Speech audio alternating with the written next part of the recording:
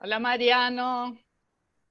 Hola Hernán, hola Gaby, hola Ay, Judith, sí. ¿estaba por algún lado? Hola, Hola Hola, Mercedes, Ruti. una alegría. Hola, Ruth. Hola, Un Susi. saludo desde Hola, Ruth. Chile.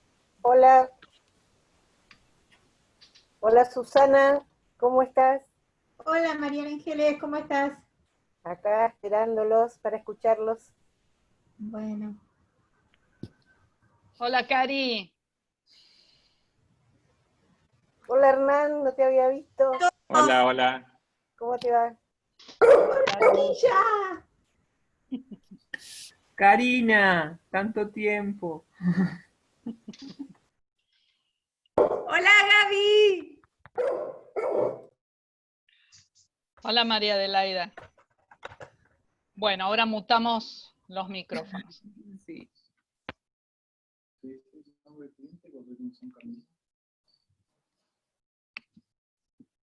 Iniciamos, chicos. Okay. Ok. Bueno, buenas tardes. Un placer nuevamente continuar con nuestros webinars. Esta vez tenemos la fortuna de contar con el gran equipo de la Comisión de Pediatría que ha organizado este webinar con tan reconocidos expositores. Yo les voy a dejar la palabra con Marisol Bustamante, que es su coordinadora, para que ella se encargue de la presentación. Recordarles que para el próximo 17 y 18 de julio vamos a tener el curso avanzado de cuidados paliativos con el doctor Eduardo Bruera. Para que estén pendientes, se pueden inscribir a través de la página web de la Asociación Latinoamericana. Los dejo con Marisol. Marisol, bienvenida y muchísimas gracias a todos los expositores por todo el apoyo y por supuesto a toda la audiencia, que gracias a ustedes y para ustedes estamos en esto. Marisol, todo tuyo. Gracias, Patricia. De verdad que lindo poder reunir a gente de tantos lugares y gente que en serio está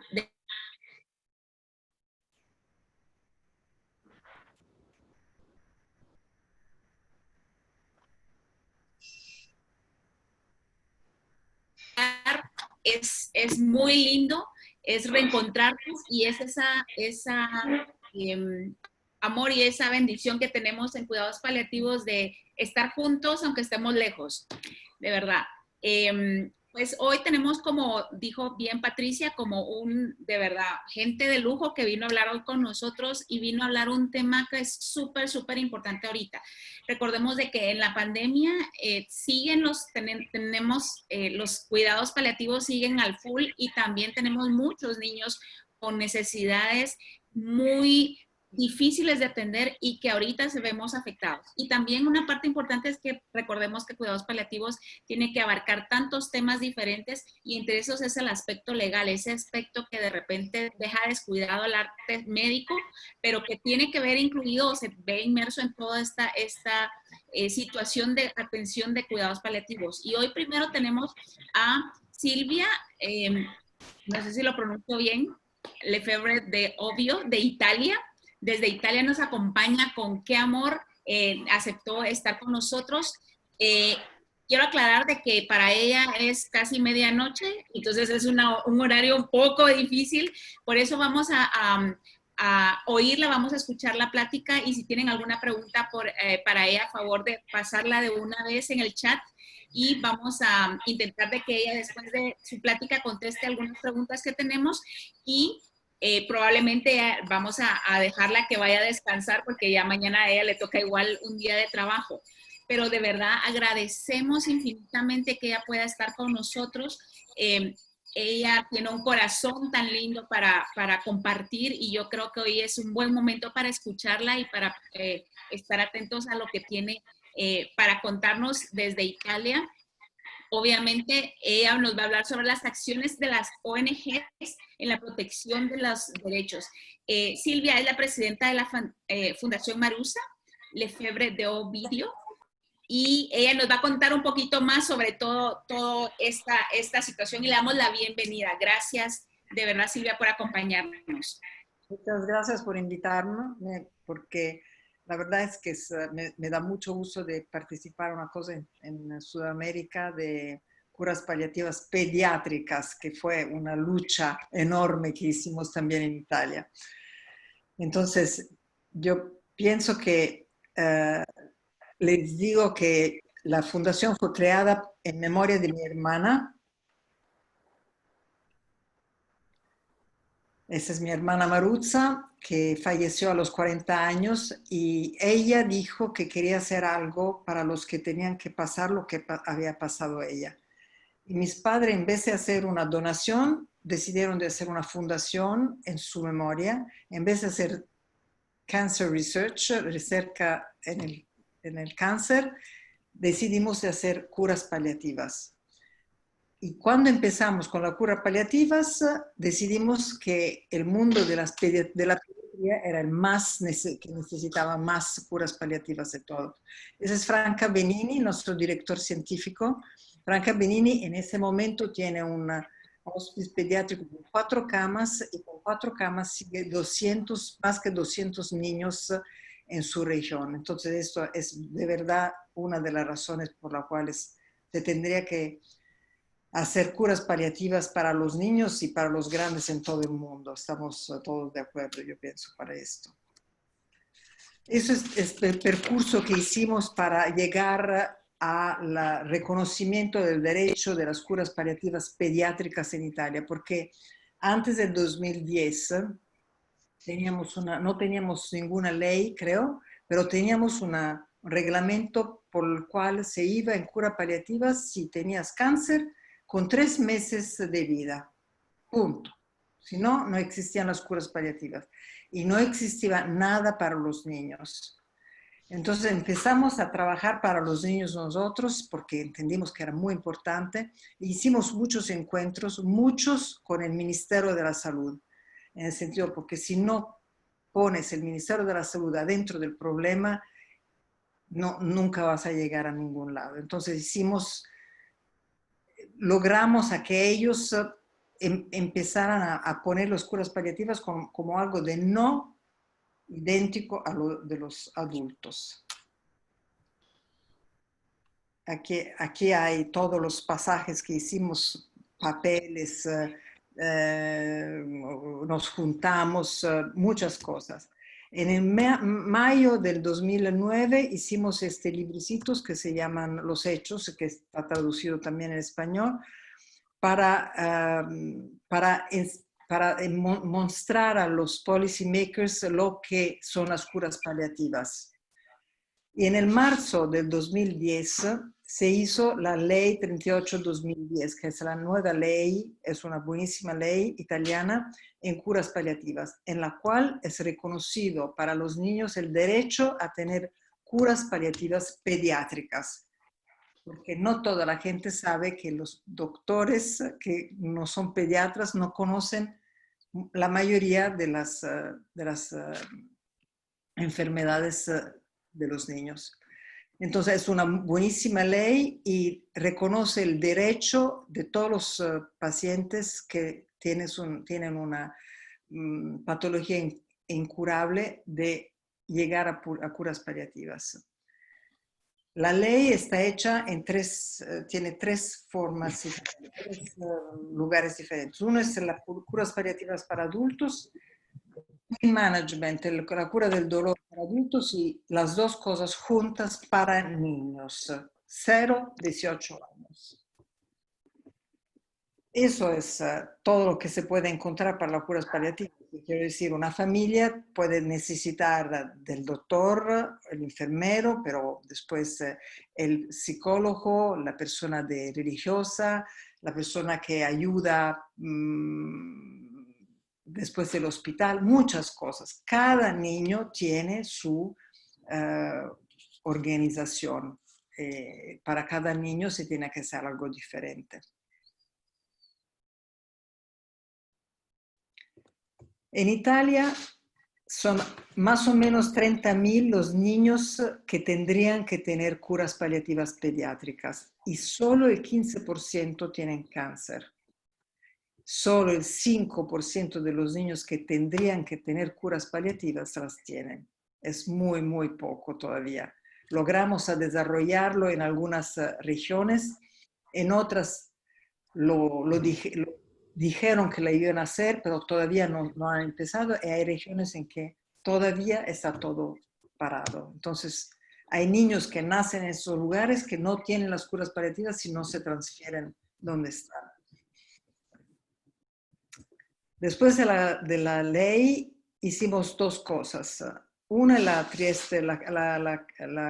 papel de Trieste, que ya está traducido en 7 idiomas y que da las indicaciones fundamentales para las curas paliativas. Y la otra es la Carta de las Religiones, que fue una cosa que ya está traducida en 10 idiomas del 2015 a hoy, y fue una cosa extraordinaria. Ahora les cuento, y ahí están todas las firmas de todo. Y la profesora Kiman a lo mejor reconoce su firma. La Carta de Trieste es para cuando el niño se acerca a fin de vida. Entonces, para que tenga la mejor dignidad y calidad de vida, y da la indicación a los doctores y a los familiares cómo tratar de hacer que el niño tenga la mejor calidad de vida posible. Y también... Adelante de aquel contenedor, la casa que está a la derecha, que tiene piedras en la entrada. Está de luz prendida.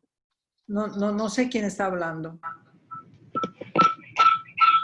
Por favor, silenciar. Gracias. Entonces, da indicaciones de cómo los doctores, los familiares tienen que portarse. Y son 10 principios fundamentales para cuidar a los niños que están muriendo. Pero la Carta de Trieste es para los niños que ya se están muriendo. Y entonces, la Carta de las Religiones nació porque, eso es Lancet que publicó la Carta de los Derechos del Niño, la Carta de Trieste. E invece la Carta de las Religiones, nosotros nos dimos cuenta que había en el mundo 21 millones de niños que necesitaban tener curas paliativas. Y que las religiones tienen mucha importancia en todo el mundo, obviamente. Y que para todas las religiones es importante la calidad de vida y la vida humana. Y también...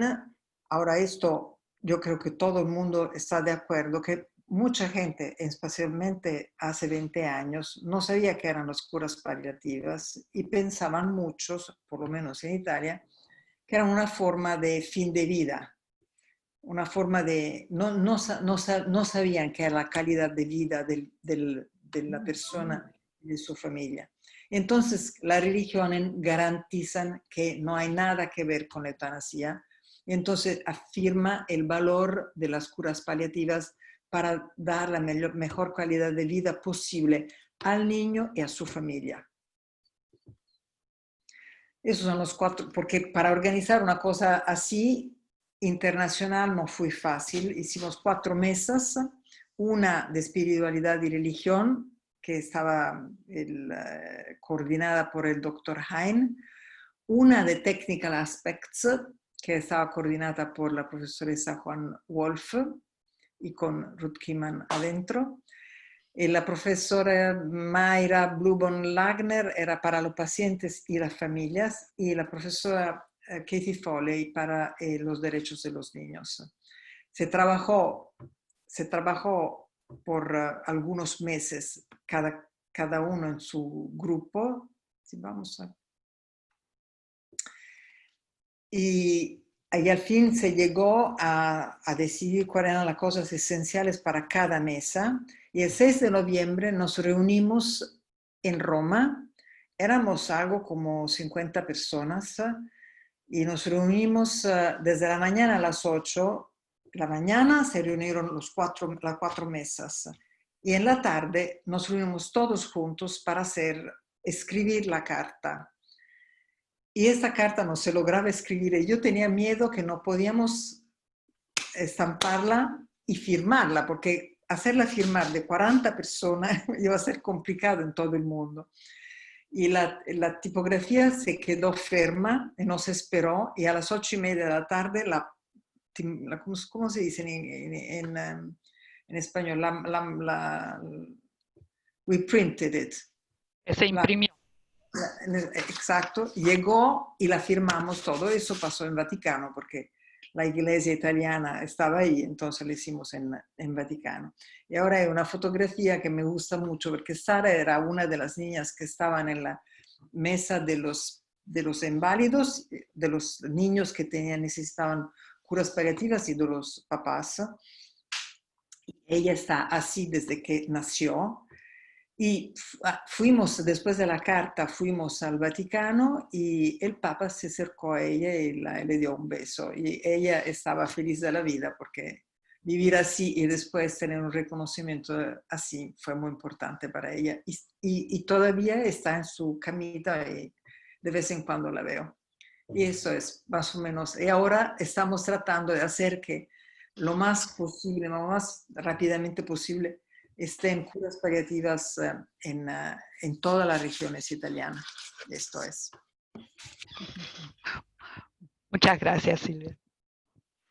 De verdad, Silvia, nos parece súper interesante la oportunidad que se tiene que las organizaciones no gubernamentales puedan inmiscuirse en el trabajo de cuidados paliativos e impulsar también algunas decisiones que se tengan que tomar y lograr que gente importante, gente que toma las decisiones al final en parte, no solamente en el gobierno, sino que también de la parte espiritual, que puedan también respaldar los cuidados paliativos. Yo creo que es un gran trabajo el que ustedes hicieron.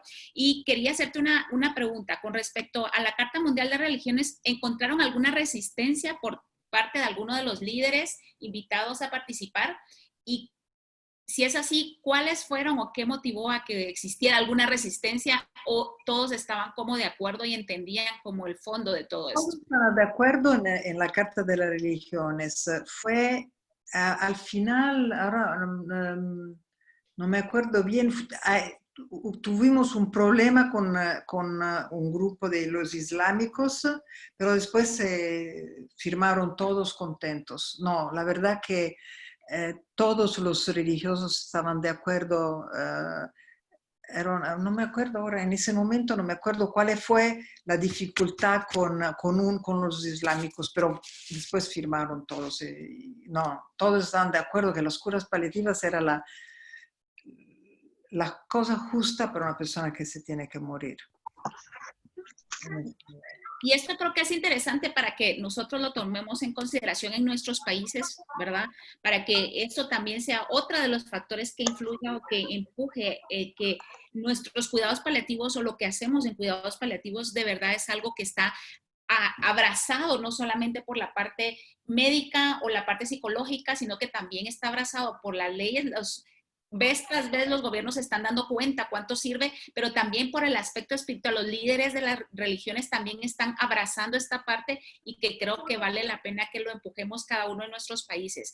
Y de verdad agradecemos el trabajo que estás haciendo. Es increíble ver personas que no precisamente sean médicos, que están involucrados hasta los huesos en esto y que dejan todo para trabajar con un fin común que es poder dar cuidados paliativos y que todos tengan acceso a cuidados paliativos en cada país. Gracias de verdad por lo que haces. Todos estamos agradecidos. Si en algún momento, Ruti creo que quiere hablar, mencionar algo, sí. Y Silvia, yo antes que por ahí cerremos un poco con vos y que vos, bueno, dispongas de tu tiempo, y en relación al tema que estamos trabajando, que estamos tratando hoy en este encuentro, que es el tema de derechos, es muy interesante el lugar de las organizaciones no gubernamentales, de alguna manera como representantes de los derechos de los usuarios, que es un poco lo que vos estuviste describiendo. Y así como te preguntaba Marisol, las dificultades, si bien es cierto, como vos decís, que es fundamental que los cuidados paliativos ingresen dentro de los sistemas de salud, digamos, estén incluidos, ¿cuáles son las tensiones o las situaciones de dificultad que en esta representación de los derechos de los usuarios de cuidados paliativos te has encontrado en este camino de representar esos derechos de quienes muchas veces no pueden hablar porque, bueno, están como vos mostrabas en esa imagen, padres ocupados del cuidado de sus niños, distintas situaciones? ¿Cuáles son esas dificultades más importantes que te has encontrado en esta representación de los derechos? Siempre, porque la gente, ahora menos, mucho menos, pero hace 20 años la gente no entendía qué quería decir curas paliativas, la mayoría de las personas. No sé si para ti fue lo mismo. Para nosotros, hablar de curas paliativas y ver los políticos o la gente que no entendía qué eran los cuidados paliativos.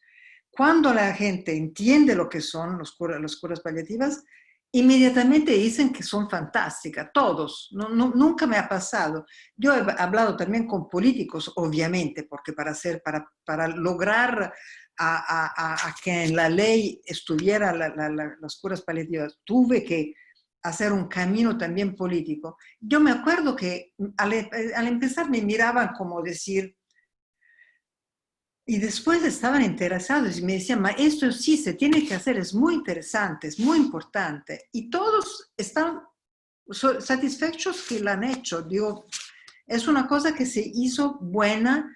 Y yo también empecé que no entendía bien qué eran las curas paliativas, porque estamos hablando de muchos años atrás. Y después cuando lo entendí me di cuenta de cuánto era importante.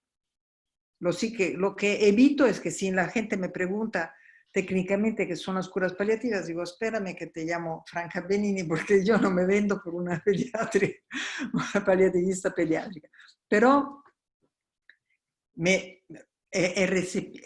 siento lo que son las curas paliativas, veo la cara de los niños y de los padres de los niños cuando salen del hospital donde fueron 8, 9 meses inútilmente, sentados, la mamá sentada cerca del niño, lejos de su casa, el niño en la cama, aburriéndose muchísimo. Cuando salen y están 10 días en casa con los paliativistas que llegan y que siempre pueden llamar 24 horas al día y no hay problema, cambian totalmente la cara de toda la familia, porque vuelve a ser una familia con la mamá, el papá, los hermanitos, el niño y todos tranquilos. Tranquilos no, porque sabemos que es una tragedia, pero es una tragedia diferente si es vivida en casa que no si es vivida en hospital, como es para millones de niños en el mundo.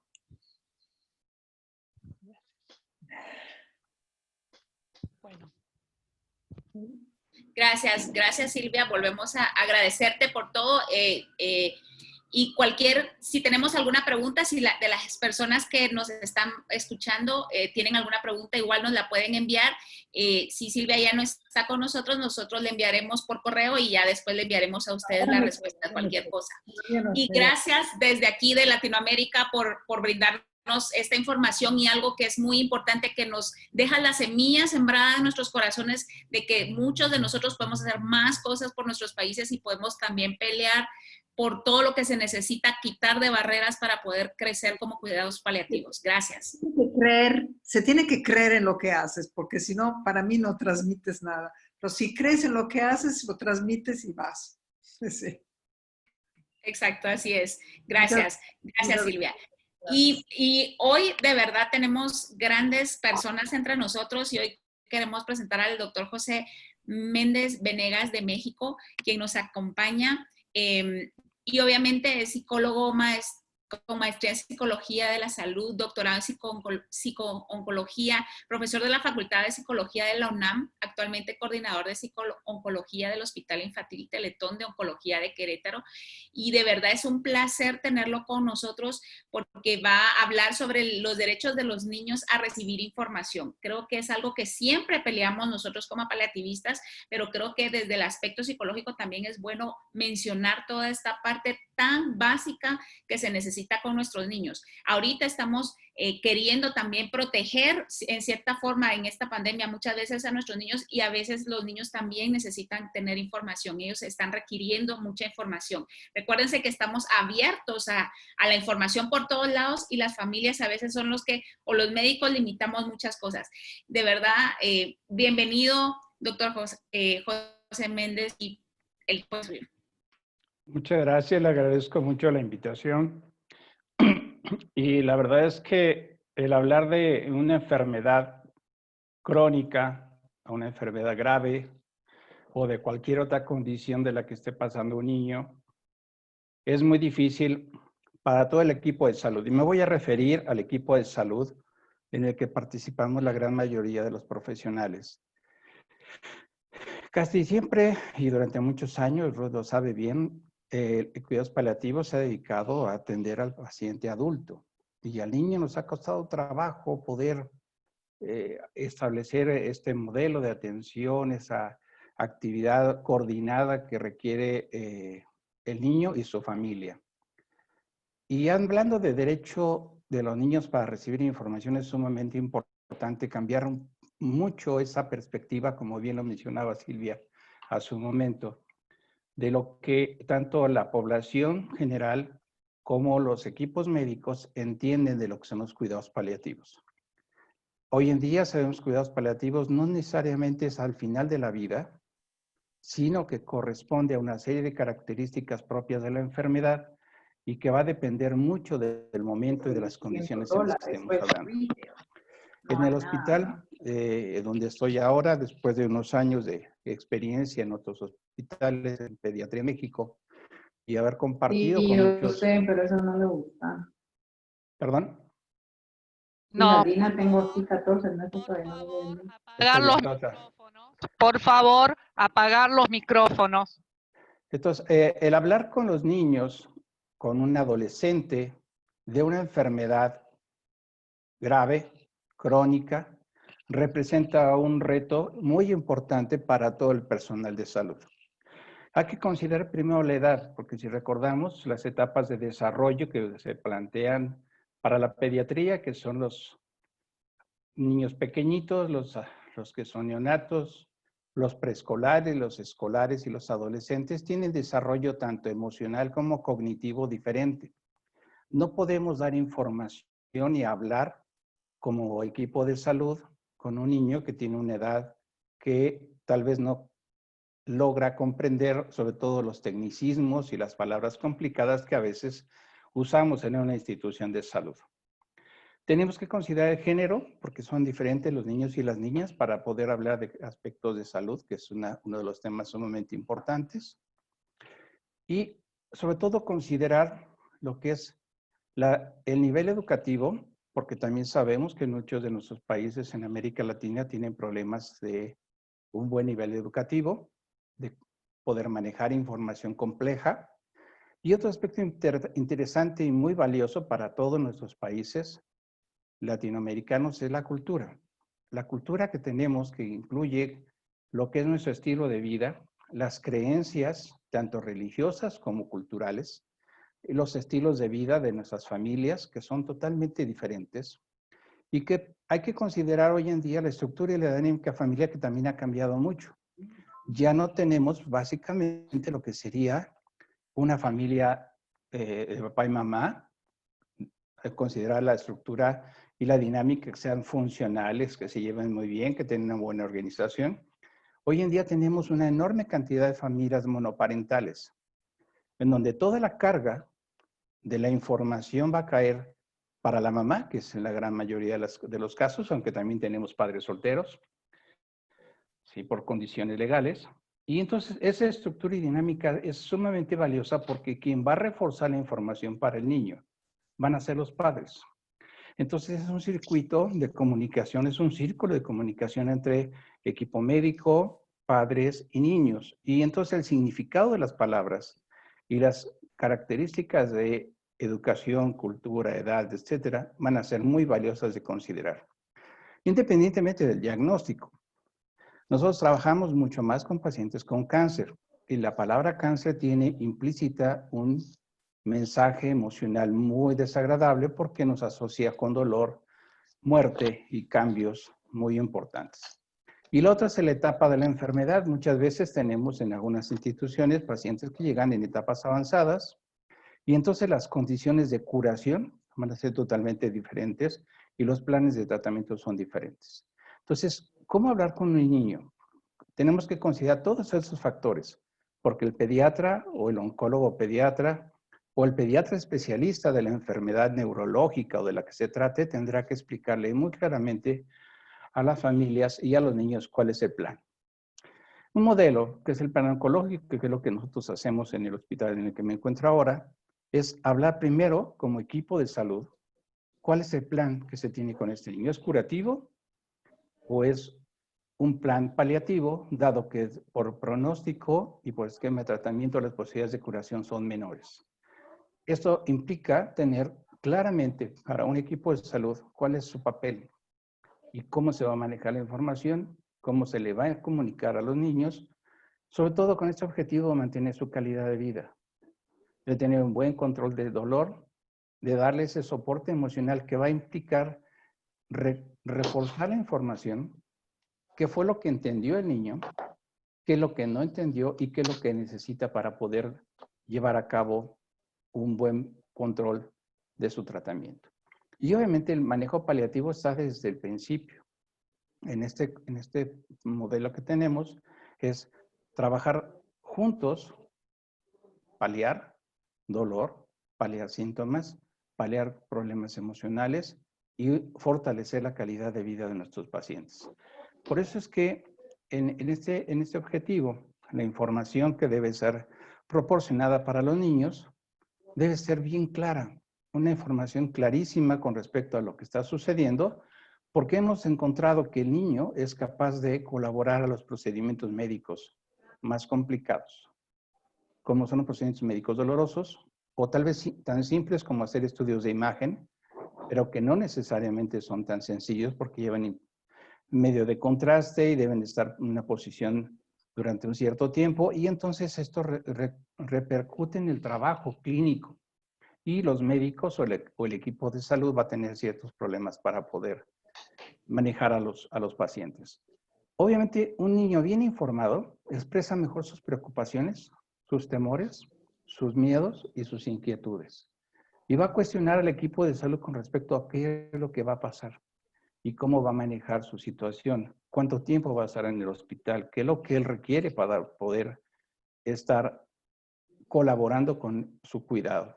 Y sobre todo, lo más importante es que van a confiar en el personal de salud. Si mi médico me expresa todo lo que va a pasar, yo voy a tener mucha confianza en él.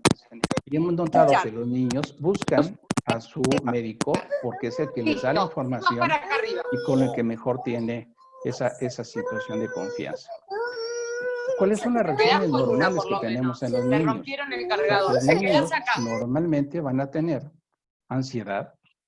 ¿Por qué? Porque no es fácil tener un cambio en mi estilo de vida. Y la reacción de ansiedad no es una enfermedad psiquiátrica, es una reacción natural a la cual ellos se pueden ajustar y pueden soportar durante un buen tiempo. El llanto es una respuesta normal, el malestar emocional, los trastornos del sueño, los trastornos de la alimentación, porque eso va a estar interactuando y está relacionado directamente con el impacto que tiene estar hospitalizado. Cualquier niño que va a un hospital debe entender por qué está ahí y para qué está ahí y cuánto tiempo puede estar ahí. La primera pregunta que dicen los niños es ¿cuándo me voy a casa? ¿Y cuándo me van a dar de alta?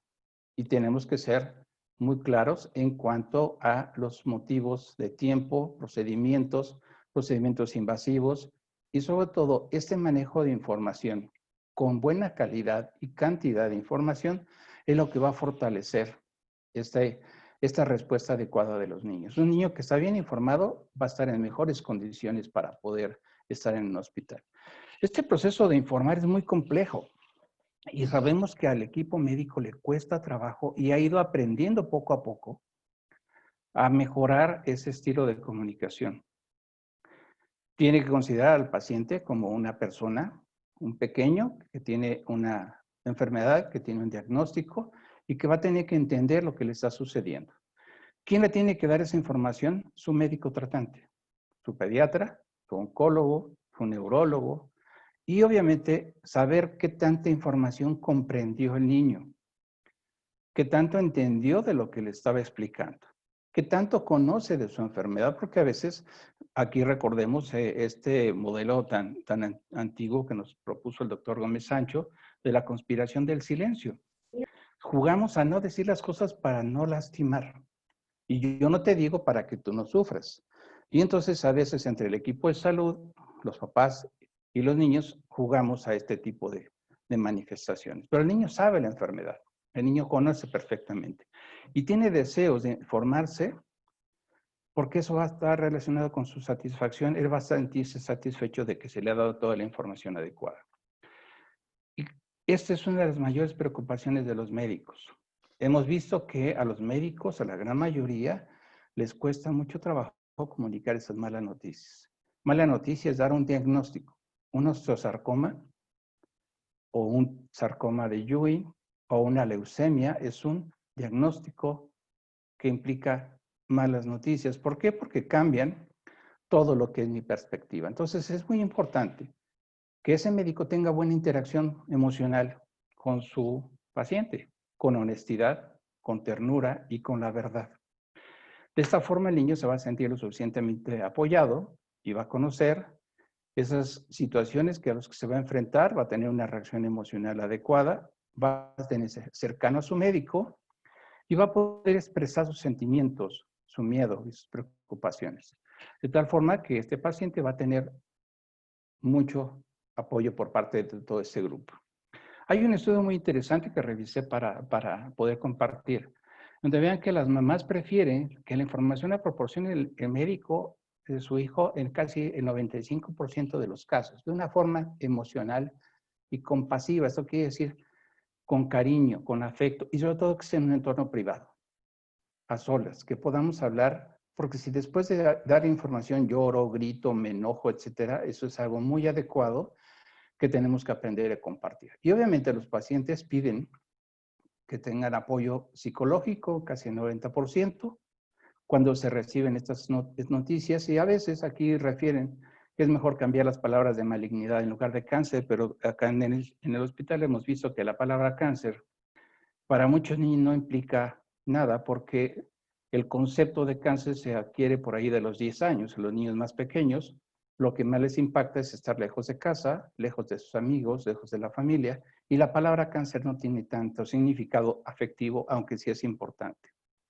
Entonces, esta comunicación de malas noticias implica y requiere un proceso de acompañamiento del paciente y la familia, de todo el equipo de salud, de un equipo de paliativos que está junto con ellos desde que empezamos y que le permite tomar decisiones tan fuertes como tal vez aceptar una cirugía radical como una amputación o entrar a un procedimiento de trasplante de médula ósea o saber y comprender claramente lo que implica un esquema de tratamiento que implica quimioterapia, cirugía y radioterapia. Cosas que a veces los niños no llegan a entender. Y obviamente el vocabulario, la forma de mandar esos mensajes a los niños, tiene que estar de acuerdo a su desarrollo cognitivo, que es muy importante. Recordemos que para los preescolares lo más importante es estar lejos de casa, separarse de su familia, dejar a ver a los hermanos, dejar de estar en la escuela. Y a veces, por condiciones propias de los hospitales, solamente está un papá o un cuidador con ellos. En el caso de la edad escolar, la reacción generalmente está asociada con los cambios en su cuerpo. Hay que explicarles desde la caída del cabello, los efectos de la quimioterapia, los efectos de la radioterapia, porque esos cambios son muy valiosos para ellos. Y eso es parte de la información que se requiere. Y obviamente para los adolescentes esto es algo muy complicado porque su futuro cambia. Su futuro se viene abajo cuando les plantean una enfermedad como esta, se vuelven muy vulnerables ante toda la información y su reacción emocional se complica. Desgraciadamente durante muchos años, nosotros siempre usamos las pequeñas mentiras. ¿Sí? Y a veces algunos papás hasta lo llevan a mencionar, es que es un cáncer pero no de los malos, ¿no? o no es tan grave, o es un cáncer menos importante. Y hasta desde el punto de vista ética lo llegamos a permitir, como decir, le damos una mentirita pequeña para proteger la respuesta, cuando tienen todo el derecho a reaccionar, a enojarse, a preguntar, a exigir o a definir qué es lo que quieren hacer con su vida. Hay que hacerlo para eliminar y evitar el miedo, porque las mentiras, ahora que hablamos de un interés superior desde el punto de vista legal y desde el punto de vista bioético, es bien importante, ¿sí? No hay que decir mentiras, a lo mejor la verdad duele, la verdad es más difícil, pero es un interés superior desde el punto de vista de los derechos humanos. Y algo interesante de esta comunicación que tenemos que aprender a hacer todos, es que hay momentos en los que todos aprendemos. Aprendemos porque el niño es capaz de preguntarnos, de cuestionar, de pedir información y le damos la oportunidad de crecer junto con nosotros. El niño a veces nos enseña más por las preguntas que nos hace que lo que nosotros pudiéramos darle de información. Validar sus emociones es sumamente importante, permitirles enojarse, llorar, gritar, no cooperar, pero por un momento, y sobre todo aprender a tener la paciencia para repetirles una y otra vez la información. El niño tiene el derecho a pedirnos que volvamos a explicarle el por qué y el para qué es el tratamiento, que implica un procedimiento quirúrgico y tenemos que ser muy claros y muy concretos. Comentaba en semanas un caso que tenemos con Ruth, lo platiqué, un chico de 13 años que va para una cirugía radical por un osteosarcoma y ha sido muy importante ver cómo ha sido su reacción de él, más que de la familia, con un gran valor y con una gran decisión para tomar decisiones. Y por eso es que cuidados paliativos habla de este concepto de calidad de vida como más importante. Si nosotros empezamos un tratamiento paliativo junto con el tratamiento curativo, tenemos una gran oportunidad de hacer muchas cosas, de cuidar el manejo del dolor, la información, la comprensión, los procesos adaptativos. Obviamente todos queremos llegar a la curación y que los niños tengan un proceso curativo adecuado. Sin embargo, si vemos, como lo muestra la gráfica, si el proceso de tratamiento curativo es menor, los cuidados paliativos van a ser mucho más intensos para brindar esa calidad de vida al final de la vida. Un proceso que conocemos ya bien desde hace mucho tiempo, ha sido una propuesta. Hay varios modelos de este tipo para poder atender a los pacientes y brindarles esa calidad de vida y que obviamente todos tenemos que comprender la actitud que hay con respecto a llegar al final. Cada niño nos va a preguntar si está enfermo, de qué está enfermo, si va a morir, si algún día va a morir, si algún día van a estar las cosas mal. Hablamos de resignación, hablamos de condiciones de la edad y eso es sumamente importante. En México tenemos ya la Ley General de Salud desde el año del 2009, el tratamiento paliativo incluido dentro de los derechos de los niños y de los adultos, pero justamente a partir del 2016 se establece como una obligatoriedad de las instituciones. Obviamente lo que estamos haciendo, y ustedes lo pueden ver, de 2016 a 2020 tenemos muy poco tiempo como una condición en la que estos equipos de salud tienen que aprender a hacer estos modelos. Tenemos que aprender a compartir y tenemos que aprender a hacerlo. Hacerlo de una forma adecuada porque los niños independientemente de la edad nos van a dejar un aprendizaje muy importante. Los que hemos tenido la oportunidad de ver a los niños a las diferentes edades en cuidados paliativos y que se curan, es una gran satisfacción. Pero también cuando los hemos visto partir, nos dejan lo que le dejan a todos los padres, ¿no? Y a nosotros lo que nos dejan son grandes lecciones de lo que hicimos bien, lo que pudimos haber hecho mejor y lo que podemos ofrecer mejor para ahora. Y hoy vemos con esta pandemia que este gran equipo lo que está haciendo es la más grande expresión de amor de la humanidad, que eso es lo que hacemos en cualquier condición de salud, en cualquier enfermedad y más con estos pequeños que lo necesitan y de una manera muy importante. Muchísimas gracias.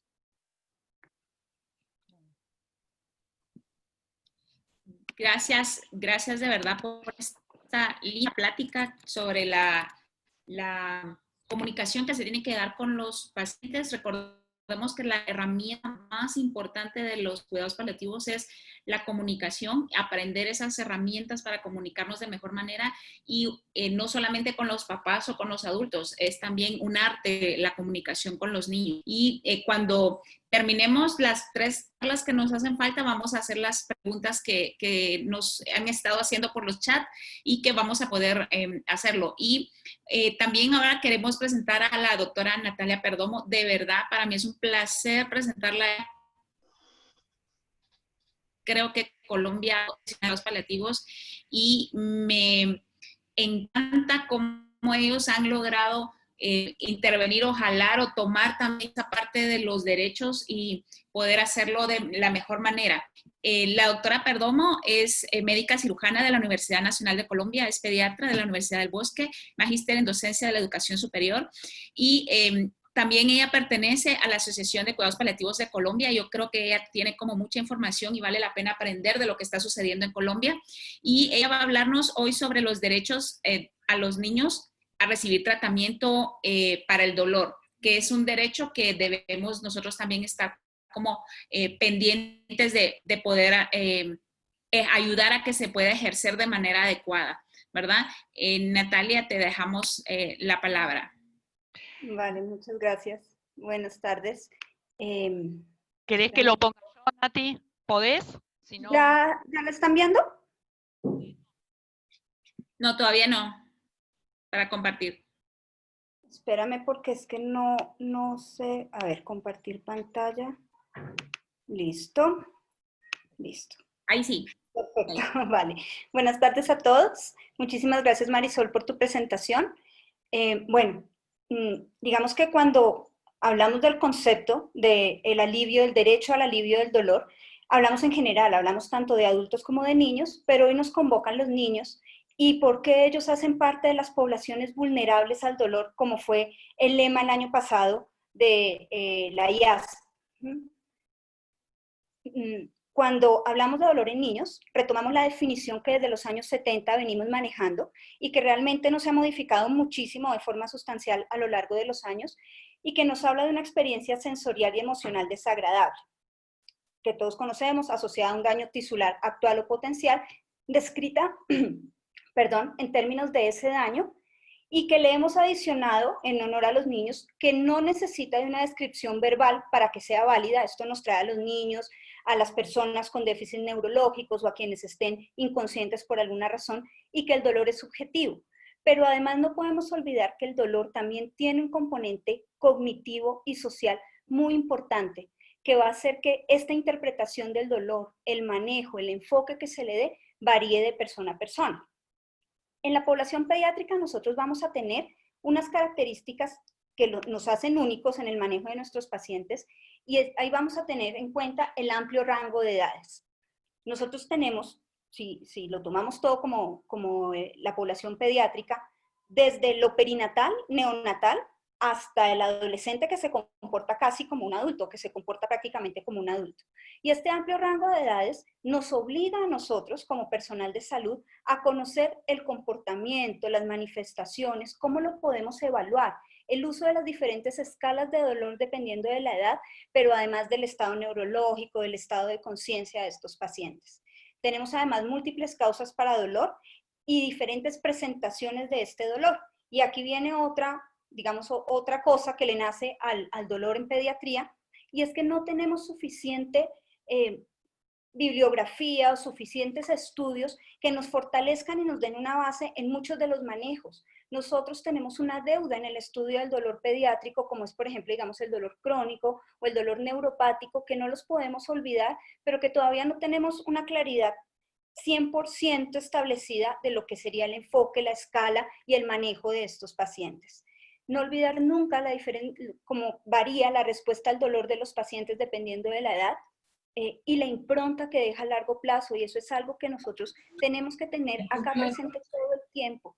El dolor en un niño no puede dejarse, como nos enseñaron a muchos de nosotros, y lo tengo que decir, hagan la punción lumbar en el neonato, que ese no se acuerda, que ese no le duele, que se le va a olvidar, Cuando nosotros sabemos que la inmadurez propia de los neonatos, la inmadurez del sistema nervioso central, al contrario, magnifica esa respuesta dolorosa, que un niño pequeño que es expuesto de una forma prolongada a un dolor severo va a crear una posibilidad de dolor crónico a futuro, va a cambiar la respuesta dolorosa y esa posibilidad de dolor crónico o de respuestas dolorosas alteradas va a hacer que aumente la posibilidad, y está estudiado, de depresión, de trastornos de ansiedad, de alcoholismo, de uso de sustancias a futuro. O sea, nosotros no podemos dejar de lado que lo que nosotros hagamos con los niños, sobre todo los más pequeños, para el manejo y control de dolor, nos va a significar a largo plazo en edades adultas mejores o peores manejos de dolor. Y ya está descrito en la literatura el concepto de la oligoanalgesia y los niños dentro de las poblaciones susceptibles de la oligoanalgesia. ¿Y a qué se refiere esto? A un tratamiento subóptimo, a quedarnos corticos en el manejo del dolor, a no nos pasemos del medicamento porque de pronto le hacemos más daño, y no pongamos opioides porque de pronto qué miedo, y vivimos desde el miedo en el manejo del dolor del niño, ¿sí? Esas creencias de no le duele tanto, no va a ser tan terrible, se le va a pasar rápido, de chiquito se le olvida. Perdón. Y viene toda una serie de barreras y mitos que impiden que los niños tengan un adecuado manejo del dolor. Y esto es lo que muestran los diferentes estudios y que yo creo que hemos vivido todos en nuestro día a día. La dificultad en la valoración del dolor. Hablamos de que hay muchísimas escalas que van a depender de, digamos, el desarrollo cognitivo del paciente, su capacidad de manifestación autónoma de dolor, de descripción cuantitativa y cualitativa del dolor. Entonces, hay un desconocimiento en la aplicación y la interpretación de las escalas. No sabemos en la edad del paciente qué vamos a usar. Y hablemos esto de niños sanos de base, digamos, cognitivamente, pero en los niños neurológicos, que es un gran grupo de nuestra población, la deuda de manejo de dolor es grandísima, porque entonces tú cómo valoras el dolor en un niño neurológico, y se nos olvidan que hay escalas hechas para los niños con déficit neurológico, con compromiso neurológico. Un pobre uso de medidas no farmacológicas, por una falta de formación en estas medidas no farmacológicas, pero sobre todo una falta de empoderamiento de los profesionales médicos y no médicos en el uso de estas medidas no farmacológicas. Entender que la contención, que la distracción son medidas para manejo de dolor, entender que hay terapias integrativas que podemos incluirlas dentro del manejo de dolor, y viene este concepto no tan reciente, pero a veces pareciera nuevo para muchos de los equipos, de la analgesia multimodal, cuando nosotros podemos incluir diferentes estrategias de manejo de dolor, donde unidas se van a potencializar entre ellas, utilizando diferentes formas de actuar sobre el dolor, y nos evitamos caer solamente en una o tener que subirnos mucho en formulaciones de medicamentos, poder abarcar ese manejo del dolor desde todos sus ámbitos, desde el ámbito emocional, desde el ámbito cognitivo, desde el ámbito social, cuando podemos apoyar a la familia y a su entorno al manejo del dolor, a utilizar diferentes estrategias. Y el temor a la prescripción de medicamentos analgésicos en la población pediátrica, que esto es generalizado.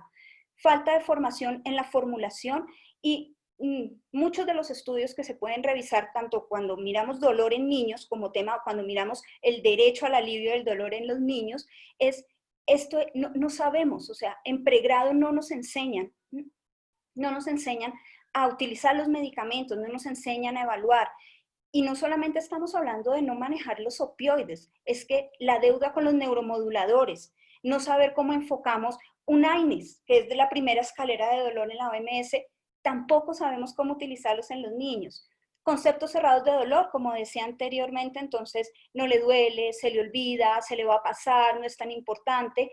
La opiofobia, que la tenemos clarísima y es un gran mito que tenemos, mito y barrera que tenemos que entrar a romper de una forma importante, pero que detrás trae otras cosas, es el no tener las presentaciones disponibles, es que muchas de las cosas que nosotros manejamos son off-label, o no las tenemos incluidas en nuestros planes de salud, como a veces sucede acá en Colombia, o no la tenemos tan a la mano. Y la falta de estudios e investigación en población pediátrica. Cuando uno entra a mirar el uso de medicamentos en dolor crónico, el uso de medicamentos en dolor neuropático, y todo es, no hay suficiente evidencia, no hay suficiente evidencia, no hay suficiente evidencia, quedamos con las manos un poco atadas para poder hacer un adecuado enfoque en este dolor. cuando tenemos, digamos, unos estudios más avanzados, somos paliativistas, somos algesiólogos, pues uno, digamos, que se da la pela, diríamos acá en mi país, se pone la camiseta y dice, yo le hago. Pero cuando estamos hablando de otros niveles de atención que no tienen tan altos niveles de formación o no tienen a quién recurrir que tenga un nivel más alto de formación, pues vamos a tener una oligoanalgesia y vamos a tener pacientes con dolor. Ahora, si hablamos como tal del alivio del dolor como derecho, acá traigo una línea del tiempo de hitos históricos, digamos, en el concepto del alivio del dolor en el derecho, como derecho. Estamos hablando desde el juramento hipocrático, pero más adelante, digamos, más reciente, en la Declaración de los Derechos Humanos, en el artículo 25, nos dice que toda persona tiene derecho a un nivel de vida adecuado, y eso incluye el manejo del dolor, eso incluye el alivio del dolor. Más adelante, en la Convención de los Derechos de los Niños, en su artículo 24, nos dice que los niños tienen derecho al disfrute del más alto nivel posible de salud. Eso incluye el alivio del dolor. Para el año 2004, la IASP con el capítulo europeo y la OMS se reúnen y declaran por primera vez el Día Mundial del Dolor, la celebración del Día Mundial del Dolor, y declaran el dolor como un derecho, el alivio del dolor como un derecho humano. Y más adelante, en el 2008, el capítulo latinoamericano, en la Proclamación de Panamá, digamos que retoma esto y lo hace propio, y nos dice que el tratamiento del dolor es un derecho humano. Ya para el año 2010, se reúne nuevamente la IASP con el capítulo europeo, con la OMS y con representantes de equipos de cuidado paliativo del mundo, ONGs, representantes de diferentes países, y sale la Declaración de Montreal, donde básicamente nos hablan de 3 artículos grandes, donde pues en la declaración primero hacen un desarrollo de todas las barreras que hay a nivel mundial para el dolor, para el manejo del dolor.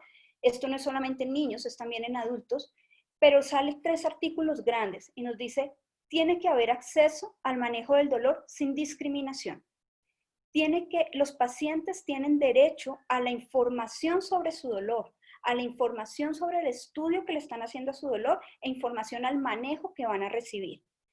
Y como tercer artículo, un acceso a una evaluación y manejo de calidad por profesionales entrenados. Y esto es supremamente importante porque en la Declaración de Montreal nos dice, hay poco desarrollo, esto no es Latinoamérica, esto es mundo, nos dicen, hay poco desarrollo de estudio de dolor, hay poco desarrollo de equipos de dolor. Y entonces no estamos hablando de un derecho, estamos hablando de una constelación de derechos que incluyen o que abarcan lo que significa el alivio del dolor en los niños o en cualquier paciente. Y a que nos obliga al máximo uso de los recursos disponibles. Y esto también es muy importante, tenemos que saber con qué contamos para poder hacer un alivio del dolor de los niños. Y aquí tenemos que hablar de políticas públicas, básicamente en 2 puntos. El desarrollo de cuidado paliativo y unidades de dolor dados desde los gobiernos. O sea, esto no puede ser solamente, tiene que ser desde, digamos, iniciativas particulares, pero también tiene que venir desde gobierno. Entonces, desarrollo de cuidados paliativos en los países, desarrollo de unidades de dolor y formación de profesionales. Y acceso a opioides, que es otra de las grandes líneas de las políticas públicas. Tiene que haber acceso a opioides, pero con él pegado acceso a todos los medicamentos que van en línea del alivio del dolor. Entonces, digamos que en líneas generales, cuando nosotros hablamos del alivio del dolor como un derecho, vamos a hablar de disponibilidad y accesibilidad, o sea, de sistemas de salud adecuado para todos, además de aceptabilidad, quiere decir que no hay distinción ni de edad, entonces ahí entramos nosotros, de género, de raza, de religión o de creencias, y además de unos sistemas de calidad en el manejo de dolor, habilidades y experticia. Pero cuando hablamos de calidad también tenemos que establecer unos indicadores y unos estándares en el manejo del dolor. Y acá traigo este mapa que debe ser muy conocido para nosotros, de la ICPCN del 2018, que es el último que yo tengo, donde este mapamundi nos grafica el desarrollo de los cuidados paliativos en el mundo. Y pues si nosotros vamos a mirar a Latinoamérica, pues tenemos países que a veces cuando yo lo muestro digo, es que es que no son más blancos porque no hay más blanco, donde tristemente entra el mío también. Entonces tenemos países como Argentina, que tiene un adecuado desarrollo de cuidado paliativo en su país, pero tenemos a muchos países de Latinoamérica en blanco, como por ejemplo está Perú, está Bolivia, está Colombia, países de Centroamérica y otros con un pobre o un poquito mejor desarrollo del cuidado paliativo. Pero este mapa lo traigo para mostrar que si estamos hablando del derecho al alivio del dolor, que estamos hablando que desde políticas públicas hay que desarrollar programas de cuidado paliativo y unidades de dolor, pues nosotros en nuestros países desde ahí ya vamos quedados.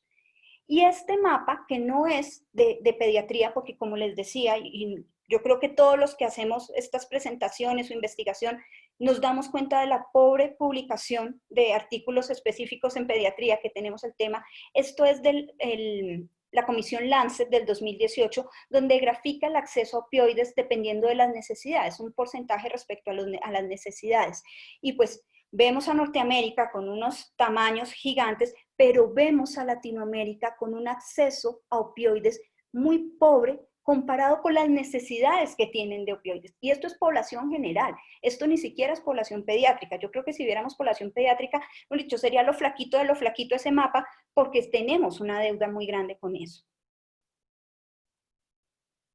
Entonces viene la pregunta de qué podemos hacer para que nosotros pongamos sobre la mesa, o sea, ya tenemos sobre la mesa el tema, tenemos que desarrollarlo y tenemos que pelearlo. Susana hace un momento nos decía algo súper importante: si nosotros no creemos en lo que estamos haciendo, no vamos a poder dar la pelea, y no son peleas fáciles. Lo digo pelea no desde una parte bélica, sino desde lo que va a significar el desarrollo en nuestros países de cada uno de estos aspectos. Y entonces viene el pensarnos el dolor como una quinta constante, como el quinto signo vital, al lado de la tensión arterial, al lado de la frecuencia cardíaca. O sea, nadie duda de evaluar la frecuencia respiratoria en un paciente. ¿Por qué dudamos en evaluar el dolor? Pero esto nos va a permitir que el evaluar y el tratar el dolor haga parte de un estándar de calidad, lo hagamos un estándar de calidad. Yo lo vivo frecuentemente en uno de los sitios donde trabajo, donde no se puede pasar la historia clínica, no se puede grabar, si no hay un número donde dice dolor. Y yo todo el tiempo veo cómo ponemos cualquier número, ¿sí? O sea, da igual, 0 es igual a 5, 5 es igual a 10, no importa, lo importante es que la historia me deje avanzar. Y no hay un ejercicio juicioso, digamos, consciente de lo que es la evaluación del dolor en el paciente y pues más en pediatría. Cuando nosotros convertimos el dolor, el manejo del dolor en un estándar de calidad, tenemos que hablar de formación de personal y cumplimiento de políticas. Y ya para ir cerrando el tema, no podemos olvidar el alivio del dolor como una responsabilidad ética de todos nosotros como personal de salud. Acá vienen dos palabras grandísimas, que además a nosotros como paliativistas nos llegan al corazón, y es dignidad y sufrimiento. Y en esas palabras, en esos términos, en esos conceptos, en pediatría también tenemos deuda. ¿Cómo evaluamos el sufrimiento en un niño? ¿Qué es dignidad de vida en un paciente pequeño, en un paciente donde su autonomía no está completamente desarrollada? ¿Cómo evaluamos que hay una vida digna o no allí? Y entonces, la defensa de la dignidad humana exige que ningún sufra un dolor innecesario. Ningún paciente donde nosotros podamos evitar un dolor innecesario tiene por qué pasarlo. ¿Y por qué subrayo esto del dolor innecesario? Porque no podemos tampoco olvidar que llega un punto donde el dolor no es aliviado 100%. O sea, nosotros no podemos jurar sobre la Biblia que nosotros vamos a tener alivio completo de todos los dolores. Y entonces acá fue una frase que encontré que me llamó mucho la atención en alguno de los artículos que revisé, y es que el derecho al alivio del dolor no equivale al derecho a una vida sin dolor. Y esto es algo que nosotros y los pacientes tenemos que tener claro. Haremos nuestro mayor esfuerzo, toda nuestra experticia, toda nuestra experiencia para que los pacientes no tengan un dolor innecesario, pero no podemos tener una vida sin dolor. Ahí recuerdo mucho cuando en algún momento tuvimos en muchos de los hospitales o centros médicos la primicia de hospitales sin dolor, centros sin dolor, clínicas sin dolor. Y esto sería como decir, no sé, hospitales sin dificultad respiratoria, hospitales sin fiebre. El dolor es una respuesta adaptativa y de defensa. Nosotros no la podemos negar. hay cuadros que son dolorosos y que tienen que acompañarse de dolor como un signo de advertencia, como parte de su fisiopatología, como parte de su historia. Pero si es un dolor innecesario, nosotros sí tenemos que estar ahí para poder manejarlo. No podemos permitir que un paciente pase por eso. ¿Y eso qué implica para nosotros como equipo de salud? Que tenemos que dar una respuesta razonable y proporcional a la intensidad y al tipo de dolor sufrido. Cuando hablamos de una respuesta razonable y proporcional, estamos hablando de un adecuado uso de analgésicos. No podemos olvidar que no todos los dolores requieren opioides. El derecho al alivio del dolor no es el derecho a una vida sin dolor y tampoco es el derecho a que me pongan todos los opioides que yo quiera y como yo quiera. Un poco también trayendo a colación todo lo que ha venido pasando en Norteamérica con el problema de opioides. Y si estamos hablando de un comportamiento ético, de un compromiso ético de parte de los equipos de salud, tenemos que poner sobre la balanza lo que es la beneficencia y la no maleficencia como principios bioéticos. Claro, la beneficencia es clara. Nosotros hacemos el bien cuando aliviamos el dolor. Esto es la razón de ser de nosotros, paliativistas, no paliativistas, equipo de salud completo.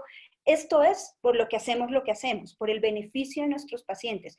Y entonces no maleficencia, o sea, ¿cuál de nosotros va a hacer daño adrede y le va a causar daño adrede a un paciente? Pero sí podemos caer o podríamos estar vulnerando ese principio bioético de la no maleficencia cuando hablamos de la negligencia terapéutica.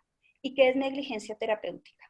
No evaluar el dolor correctamente, no tratar el dolor correctamente y no evitar el dolor en el momento en que nosotros lo podamos evitar. Y aquí volvemos al tema del que ya había hablado. El compromiso de nosotros como equipos en la formación en dolor en pediatría. Nosotros tenemos que formarnos en dolor de pediatría, tenemos que apoyar a que otros se formen y tenemos que hacer toda la antesala ante nuestras instituciones, ante los ministerios, ante las escuelas de medicina, enfermería y diferentes equipos, digamos, personal de los equipos de salud, en la formación y conocimiento de la evaluación y el manejo de dolor. No es solamente un derecho, es un compromiso ético aliviar el dolor de nuestros pacientes altamente vulnerables, con respuestas diferentes al dolor y con improntas a largo plazo muy significativas de dolores no bien manejados en la infancia. Y eso es el compromiso de nosotros como individuos y como colectivo para poder, digamos, hacer válido este derecho de los pacientes. Muchísimas gracias a todos por su atención y quedo pendiente de cualquier duda que tengan. De verdad, Natalia, gracias por tu plática.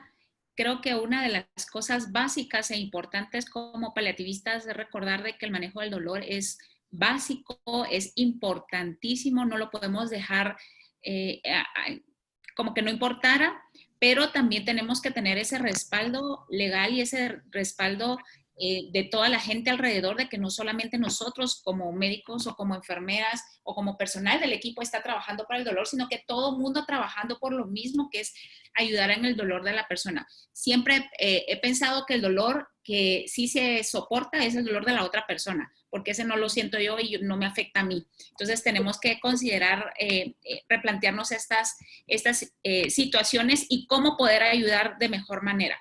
Y bueno, para terminar, de verdad, vamos a cerrar con broche de oro con la doctora María Susana Ciruzzi. Increíble tenerla con nosotros y de verdad agradecemos esa oportunidad. Ella es abogada, especialista en Derecho Penal, magíster con diplomado y especialidad en Bioética, un doctorado en Derecho Penal, postdoctorado en Bioética y Derecho Penal. Es docente y miembro de distintas asociaciones y sociedades científicas nacionales e internacionales. Es súper conocidísima en redes sociales, al menos la gente que la seguimos, de verdad, siempre trae a colación muchos temas que me parecen súper interesantes. Creo que todo médico y todo personal de salud en general debe aprender un poquito más del área de la abogacía y todo lo que tiene que ver con leyes, porque es parte de lo que hacemos diariamente y yo creo que es parte importante. Los equipos deberíamos de tener entre toda la gente, las especialidades que tenemos, debemos de tener un abogado que esté ahí asesorándonos y apoyándonos, no solamente en las cuestiones que nos pueden traer problemas, sino que también para recordarnos y refrescarnos eso importante que es el derecho de los niños a que se respeten sus derechos, que a veces nosotros también como paliativistas nos ponemos como frescos y hacer cosas que tampoco están como lo mejor, ¿verdad? De verdad, doctora Silvia, de verdad, bienvenida y es un placer tenerla y poder escucharla. Bueno, muchísimas gracias Marisol, hola, ¿cómo están todos? Bueno, les agradezco muchísimo esta oportunidad. Vamos a tratar de empezar a compartir.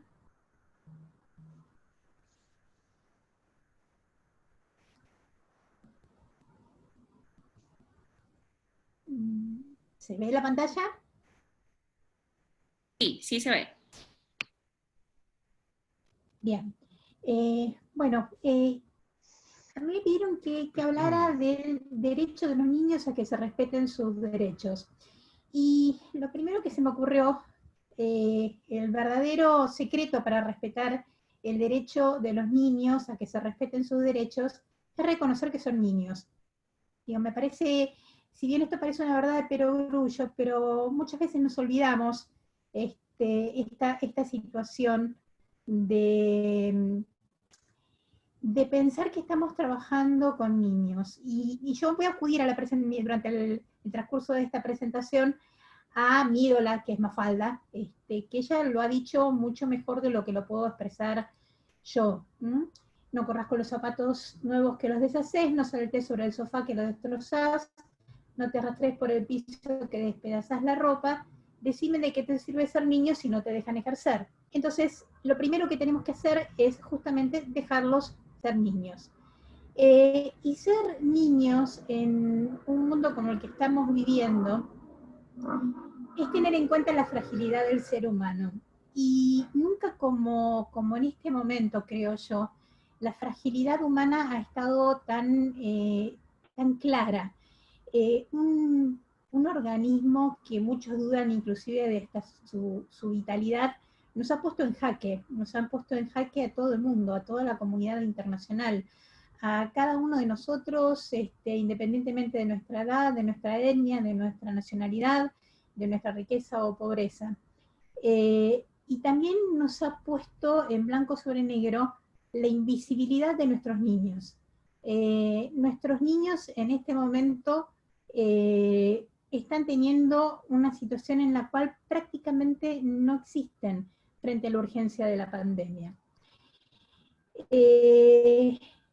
Pero además vamos a hablar de un niño en situación de enfermedad. Y ustedes saben que la enfermedad va agregando capas de vulnerabilidad, de fragilidad. No es lo mismo ser un niño enfermo en el primer mundo, en Canadá, en Inglaterra, en Australia, en Suecia, en Dinamarca, que ser un niño enfermo en nuestro margen latinoamericano. No son las mismas necesidades, no son las mismas circunstancias y no son las mismas vulnerabilidades. Y para empezar, en cuanto al respetar el derecho de los niños a sus derechos, el primer derecho que uno siempre tiene en cuenta, sobre todo en situación de enfermedad y sobre todo en la situación de internación hospitalaria, es el de la educación. ¿Sí? Nuestro derecho a la educación es tan indiscutible que no hay la más mínima esperanza de que algún alma caritativa nos lo quite, dice Felipe. Lo cierto es que muchas veces nos vemos en este desafío diario de poder mantener la rutina de un niño aún en situación extraordinaria como debería ser considerada una situación de enfermedad limitante o amenazante de la vida. Pero además de la educación, también tenemos el derecho al juego. Pero mamá, ¿dónde has visto un acto oficial sin alfombra? Le dice Mafalda. Los chicos, para ser chicos, tienen el derecho a jugar, porque es la forma en que se expresan, porque es la forma en que interactúan con otros, porque es la forma en que se van socializando, la educación y el juego. Y el tercer derecho, que para mí es fundamental a defender, es el derecho a un futuro. Aún en aquel niño frágil, aún en aquel niño con una enfermedad amenazante o limitante de la vida, tiene derecho a un futuro. A un futuro que podrá ser próximo o podrá ser lejano, pero que le pertenece por el hecho de ser niño. Como dice acá también Mafalda, esto es el acabose, no exagere, solo es el continuose del empezóse de ustedes. Y otra de las cuestiones que tenemos que tener en cuenta para defender el derecho de los niños es que necesariamente tenemos la obligación de escuchar al niño. Independientemente de su edad, el niño tiene derecho a expresarse, a interrogarnos, a preguntar, pero reconocer el derecho a expresarse, a interrogarnos, a preguntar, requiere necesariamente que reconozcamos nosotros como adultos la posibilidad de decir, no sé. No sé, pero vamos a buscar juntos la respuesta. Vamos a tratar de indagar juntos a ver qué es lo que encontramos para que nos pueda orientar frente a tus dudas. Por eso, como dice el papá de Mafalda, así responder sencilla y claramente a las preguntas de los niños acrecienta la comunicación y la confianza de estos hacia sus padres. Sencilla y claramente, así responderé desde las preguntas de Mafalda.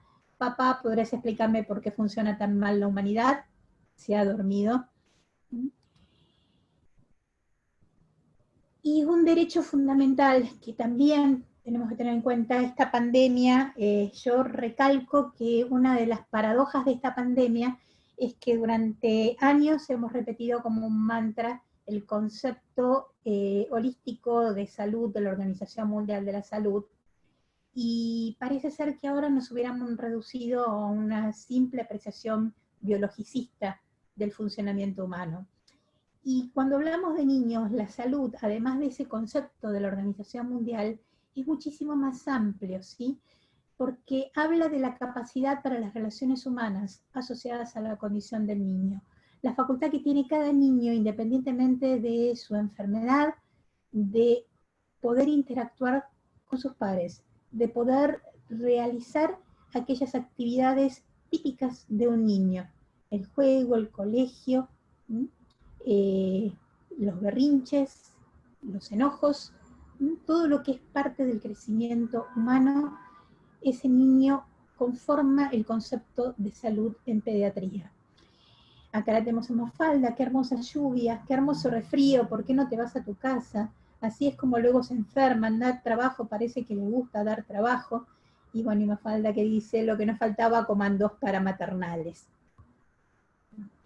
Entonces, en este ámbito, vamos a tener que pensar que estamos tratando con un niño que tiene una enfermedad grave, limitante o amenazante de la vida, pensar cómo vamos a tomar las decisiones en ese ámbito, y el escenario ideal es un escenario de alianza terapéutica entre los padres, la familia ampliada, el niño y el equipo de salud.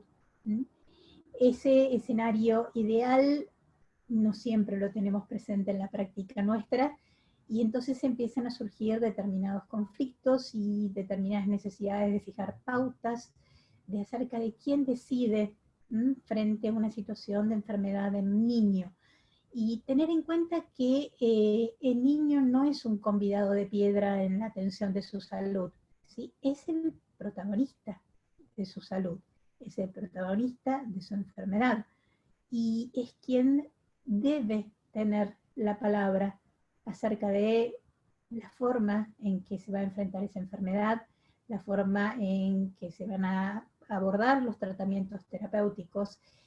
Y esto es independientemente de la edad del niño. Nosotros en el mundo bioético y en las diferentes legislaciones se ha ido abriendo camino una teoría que se llama la doctrina del menor maduro, o la autonomía progresiva, donde vamos a considerar el niño con facultades para intervenir en la toma de decisiones de acuerdo con la madurez y la comprensión que vaya presentando ese niño, teniendo en cuenta que la enfermedad grave, la enfermedad crónica, hace madurar mucho más rápidamente a un niño. No es lo mismo un niño totalmente sano que un niño con, por ejemplo, una enfermedad oncológica. y que en aquellas legislaciones que han incorporado este concepto de autonomía progresiva, también vamos a ver que algunos establecen determinadas pautas etarias, por ejemplo en la legislación argentina se habla de entre 13 y 16 años, pero esas pautas etarias son meramente indicativas, porque lo importante es el nivel de madurez y de comprensión que el niño presente. Madurez y comprensión que fluctúa, que es dinámica, que podrá tenerla o perderla de acuerdo con el tipo de enfermedad, de acuerdo con el estadio el evolutivo de esa enfermedad, de acuerdo con el tipo de tratamiento que ese niño podrá acceder. ¿Cómo decidimos en estas situaciones, ¿sí? Para proteger los derechos del niño? Y nuevamente, el escenario ideal sería un equilibrio absoluto entre el corazón y la cabeza, pero la realidad es que ninguna decisión, no solamente en salud, en la vida, ninguna decisión es meramente racional, ninguna decisión tiene un equilibrio perfecto entre las emociones y la racionalidad. Cuando la salud está en jaque, y sobre todo la salud de un niño, aparecen los miedos, aparecen las preocupaciones, aparecen determinadas emociones, aparece la angustia, y todo eso participa a la hora de la toma de decisiones. Pretender tomar una decisión totalmente ascética frente a una situación de enfermedad en un niño es, yo le diría, un imposible. Tener en cuenta que para la toma de decisiones acerca de los tratamientos médicos en un niño, sobre todo con una enfermedad grave o crónica, el tiempo sabemos que es relativo, pero es relativo también para cada uno de nosotros. El tiempo no se percibe de la misma forma para los padres, no se percibe de la misma forma para el niño, y no se percibe de la misma forma para cada integrante del equipo de salud. Cada uno de nosotros tiene un tiempo particular en el cual se produce el clic que nos permite aceptar la decisión que debemos tomar. Y esos tiempos hay que respetarlos. El niño también tiene ese tiempo. Se habló mucho del derecho a no sufrir dolor ni sufrimiento, y yo con él quiero recalcar nada más, quiero agregar acá, tener en cuenta que las Naciones Unidas, en un informe del 2013, dejó particularmente acentuado que negar el tratamiento del dolor y del sufrimiento constituye, ¿sí?, un tratamiento cruel, inhumano y degradante. Esto quiere decir la definición jurídica de tortura. Por eso hablamos que los cuidados paliativos son por sí mismos, ¿sí?, derechos humanos. Tener en cuenta que nadie tiene culpa de estar enfermo. Sí, esto también es importante tenerlo muy en cuenta porque vemos en la práctica diaria que muchas veces se busca ver quién es el responsable de que el niño esté sufriendo una enfermedad. No hay responsables en la enfermedad. ¿Sí? La enfermedad, como diría John Rawls, tiene que ver con la lotería natural. Le tocó a uno de nosotros tener determinada patología y tener que enfrentar, ¿sí?, esa patología. No es responsabilidad de nadie. Y finalmente la esperanza. ¿Sí? La esperanza es una maravillosa herramienta para lograr resiliencia y adhesión al tratamiento, pero no es un tratamiento médico ni puede ser nuestra única herramienta de abordaje en la enfermedad. Una de las formas en que podemos plasmar el respeto a los derechos del niño con una enfermedad limitante o amenazante de la vida es a través de la elaboración de un plan personalizado de atención, en el cual vamos a establecer a través de un proceso de reflexión y diálogo con la familia, con el equipo de salud, con el niño y con aquellos referentes del niño que el niño desee que participen, las expectativas, los deseos, el tipo de cuidados sanitarios y personales. Vamos a tratar de promover siempre la autonomía, aún en situaciones extremas, brindar soporte al paciente y a su familia, buscar recursos de manera conjunta. Va a ser el equipo de salud el que empiece a plantear esta posibilidad, porque muy difícilmente en pediatría sean los padres los que inicien la conversación, porque en general temen ser vistos como malos padres cuando tratan de impulsar este tipo de conversación, como que, bueno, se están dando por vencidos por decirlo de alguna manera. Ya esto se dijo por todos los que me precedieron a la palabra, no hay que evitar hablar con el niño sobre estos temas, porque los niños saben lo que sienten, saben lo que les pasa y necesitan conversarlo. Iniciar esta conversación lo antes posible, no bien tenemos el diagnóstico de una enfermedad limitante amenazante de la vida, es lo indicado, participando de todos aquellos que sean el círculo afectivo del niño y aquellos que el niño quiera incorporar. Y hay una obligación fundamentalmente ética para el equipo de salud de respetar este tipo de plan y este tipo de planificación. Y bueno, podemos registrarlo tanto en un documento aparte como en la historia clínica. Lo ideal sería directamente en la historia clínica, porque es el documento por antonomasia que registra todo lo que se hace con el paciente. Y bueno, con el niño vamos a ir viendo quién va a participar en la toma de decisiones, sobre todo cuando ella no pueda expresarse, el tipo de tratamiento que quiere y el que no, conforme a la trayectoria de la enfermedad, cuán confortable quiere estar, cómo quiere que la gente lo trate, qué es lo que quiere que los demás sepan acerca de su enfermedad, y vamos a trabajar con él la despedida y el destino de sus restos.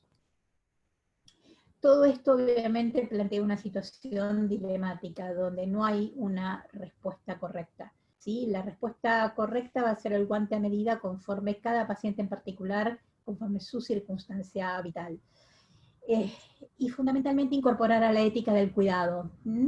Cuando uno está en un dilema, lo mejor es pedir consejo a los amigos. Si yo fuera vos, lo que haría, yo en tu lugar no dejaría, yo que vos agarraría, al final no pude enterarme qué cuernos haría yo, que yo en mi lugar si yo fuera yo.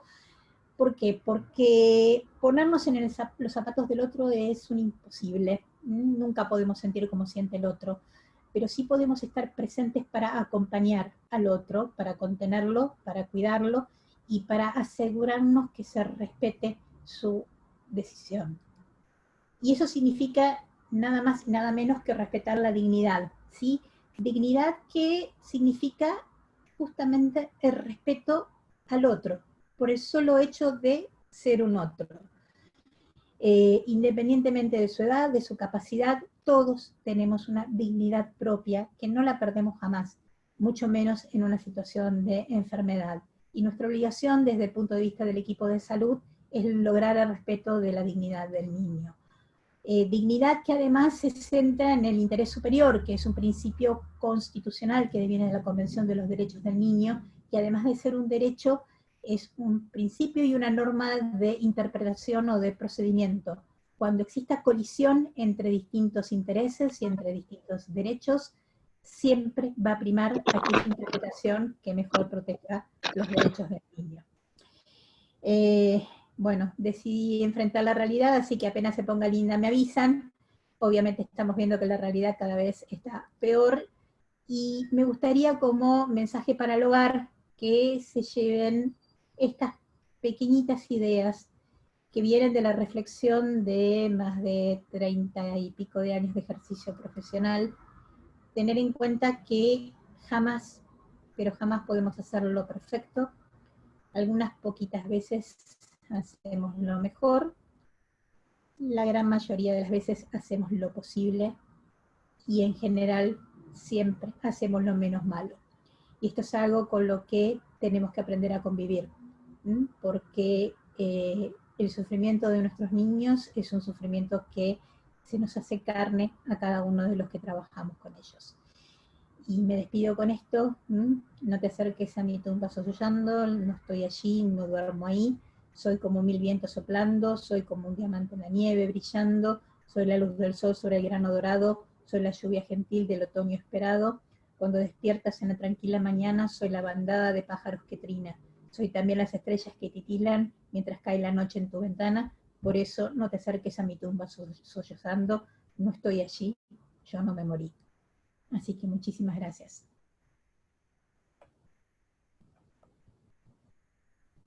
De verdad agradecemos cierta plática que creo que vale la pena que la hayamos escuchado, el recordarnos, el movernos de nuevo el cerebro y el corazón para recordarnos la importancia que tienen los derechos y el derecho del niño, el derecho del manejo del dolor, el derecho a la información también. Yo creo que todos estos son temas muy básicos o muy importantes y que no pueden olvidarse. Vamos a tener un tiempo de preguntas y respuestas y para el doctor José tenemos como 2 preguntas que las voy a hacer porque creo que vale la pena tenerlas.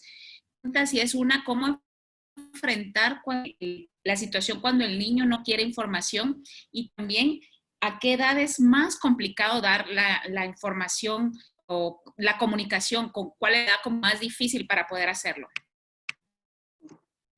Ok, la edad más adecuada para ofrecer la información está en relación a la característica de la enfermedad. Habrá niños muy pequeños, y recuerdo un niño de 4 años que comprendió perfectamente bien lo que tenía. Cuando su médico se lo explicó con un dibujo, con una caricatura, y lo valioso de la información es cómo se comunica. Si el médico y si el equipo utiliza alguna forma lúdica, una imagen, etcétera, o palabras muy sencillas, el niño lo va a poder entender. De acuerdo con el desarrollo y las etapas de desarrollo que conocemos en los pequeños, desde los 4 o 5 años en adelante pueden comprender muy bien las cosas dependiendo cómo se explique y con qué recursos podamos contar. Y la sensibilidad del médico, que eso es algo muy valioso, la forma de hacerlo. Y perdón, la otra pregunta no la escuché bien. ¿Cómo enfrentar la situación cuando el paciente, que el niño no quiere recibir información? ¿Cómo abordar ese tema? Sí se presenta en esos momentos, si ha habido niños que nos dicen, yo no quiero saber nada, no me digas nada, porque eso genera más miedo, que sobre todo es el miedo a saber la verdad, pero es muy curioso porque es una reacción emocional. Se niegan a recibir información porque les es difícil enfrentarla, pero no enfrentarlo ellos mismos, sino es enfrentarlo con respecto a su familia, con respecto a los papás. Porque hemos visto que hay niños ya solas, pues dicen, es que no le vayas a decir a mi papá, mi mamá, lo que yo tengo, porque va a sufrir. Y son niños pequeños. Y al revés, hay niños que dicen, no me lo digas ahora porque está aquí mi mamá y va a llorar. Y no la quiero ver llorar. Creo que el niño, y lo digo de una forma muy personal, el niño es muy plástico. El niño es moldeable. A diferencia de los adultos que ya tenemos muchos recursos para evitar y delimitar las reacciones, el niño es muy plástico y sabe perfectamente bien lo que está sucediendo. Solamente hay que saber encontrar el momento para podérselo decir. Muchas veces nos han dicho, no quiero saber nada, no me digas.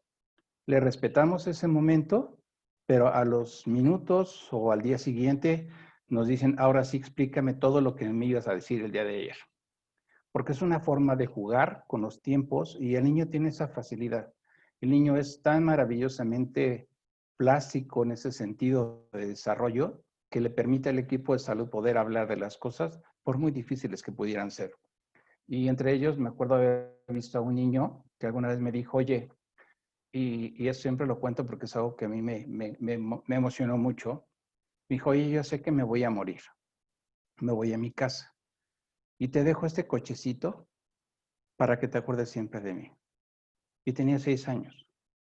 O sea, los niños son capaces de hablar las cosas claramente sin darle vueltas a nada. Y ese cochecito lo tengo en mi escritorio desde esa fecha. Esos recuerdos que le llenan el alma a uno, ¿verdad? Y que siempre están presentes y lo marcan a uno y lo marcan en todo lo que hace. Qué lindo entender y aprender nosotros cada día cómo comunicarnos mejor con los niños, que ellos tienen facilidades para ciertas cosas que los adultos ponemos como barreras, ¿verdad? Así es. Otra pregunta que queríamos hacer, que creo que es importante que la recordemos porque como equipo, a veces el equipo se cierra a la gente que hacemos cuidados paliativos, pero lo tenemos que abrir a otras especialidades, por ejemplo, con los oncólogos. ¿Cómo ha sido la reacción de los oncólogos cuando al oncólogo le toca dar la comunicación a un niño? Lo menciono porque a veces nosotros sí podemos tener entrenamiento para comunicación, pero a veces los oncólogos tienen ciertas barreras y es como muy difícil. Entonces, ¿cómo ha sido o cómo ayudar a los oncólogos o a otros especialistas que les toca dar esta comunicación? Claro, el médico responsable, en el caso de los oncólogos, son los que deben dar el diagnóstico y el plan de tratamiento, y las malas noticias si hay una recurrencia o una progresión y una fase final. Ha sido muy interesante ver cómo el equipo oncológico acepta el soporte de trabajo de psicooncología o cuidados paliativos en conjunto. Nos sentamos los 3, 4 especialistas a hablar juntos con la familia y a hablar con el niño. Ha sido muy interesante ver cómo el oncólogo va aprendiendo a desarrollar esa habilidad de comunicación. Inclusive, una de las propuestas que tenemos es, y se ha hecho ya en varios países, es hacer talleres de entrenamiento para el médico, desde los residentes hasta los médicos oncólogos responsables, de cómo hablar de ese tipo de aspectos y cómo quitarse los temores y saber que son seres humanos, porque la verdad que cualquiera de los que trabajamos en este ambiente sabemos que ver llorar a un compañero ante la pérdida de un niño, pues es lo más normal de esas situaciones, ¿no? Y saber que a veces no hacemos todo lo que deberíamos haber hecho como equipo, pero que lo que hicimos, lo hicimos con calidad y con un buen manejo para esos niños, ¿no? El médico oncólogo aprende a mejorar sus propias habilidades personales para comunicar esta información. Gracias por la respuesta, de verdad, es valiosa. Natalia, queremos hacerte una pregunta. ¿Qué tú crees que deberíamos de hacer? ¿Qué acciones debemos de tomar desde lo individual y lo colectivo en nuestros hospitales o nuestros centros para asegurar el cumplimiento del derecho del niño a que se le alivie el dolor, que se le maneje el dolor? Bueno, como yo les decía, cuando estamos hablando de alivio del dolor como derecho y como compromiso ético, tenemos que verlo desde la parte de la formación como desde la parte de las políticas.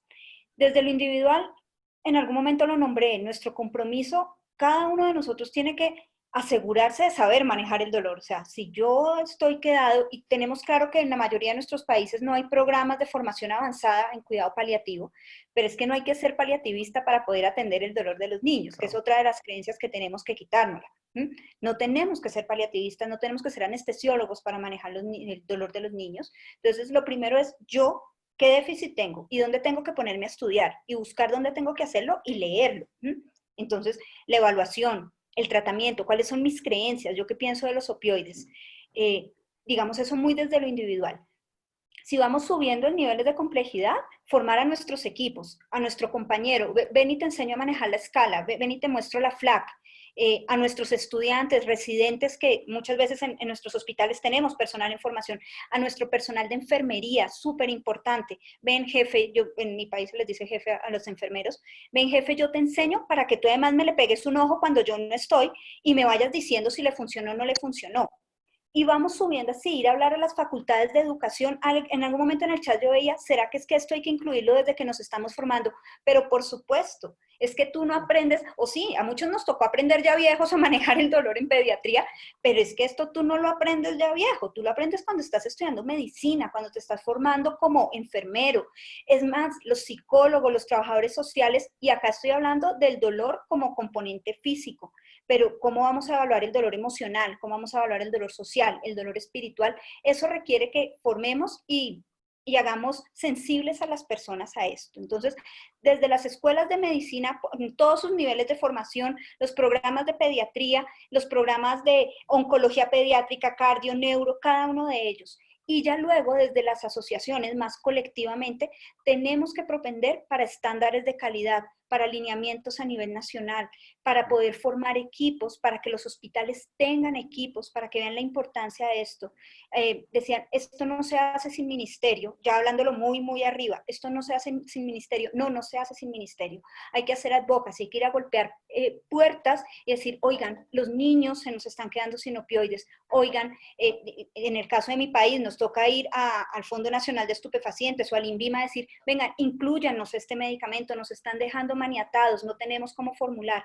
Entonces es desde el compromiso personal y cada uno desde su lugar ir creciendo en los círculos de influencia a tus compañeros, a tus estudiantes, al resto del personal y los que ya nos metimos en esto de cabeza, al ministerio, a las escuelas de medicina, a las asociaciones de cuidado paliativo de dolor, a las asociaciones de pediatría. Esto no lo hace paliativo solo. Tenemos que unirnos a las academias de pediatría y a las sociedades de pediatría de cada país y a las latinoamericanas para decir, vengan, pongamos sobre la mesa el tema y hagamos lo que tenemos que hacer. Cursos, diplomados, simposios, formaciones, pues porque sabemos que un programa grande lleva tiempo, pero hay que hacerlo.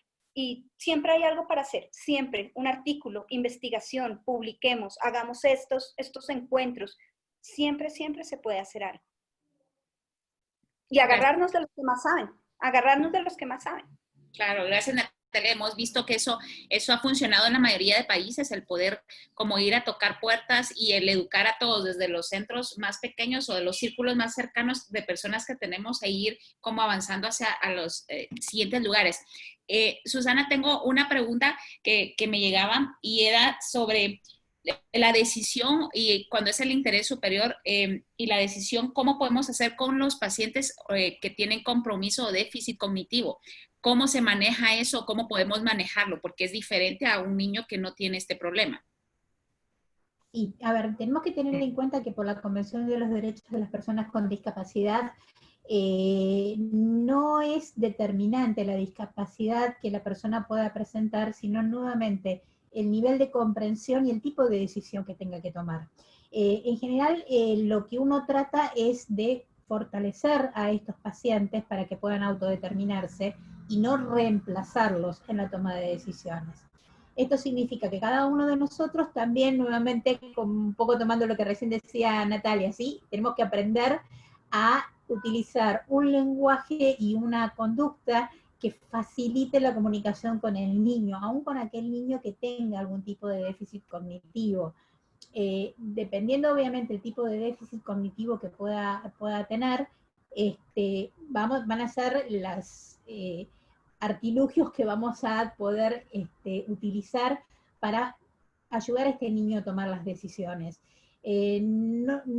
No partir del prejuicio que significa pensar en una persona con capacidades disminuidas, por ejemplo, sino ir con la cabeza un poquito más abierta, escuchar al niño. Uno se sorprendería en niños muy pequeños, decía José, y a mí también me ha pasado, niños muy pequeños que a lo mejor, a un niño de 3, 4 años ustedes no le van a preguntar si se quiere operar, pero sí le van a preguntar qué quiere comer cuando se despierte de la anestesia. Y eso es darle lugar a la voz del niño.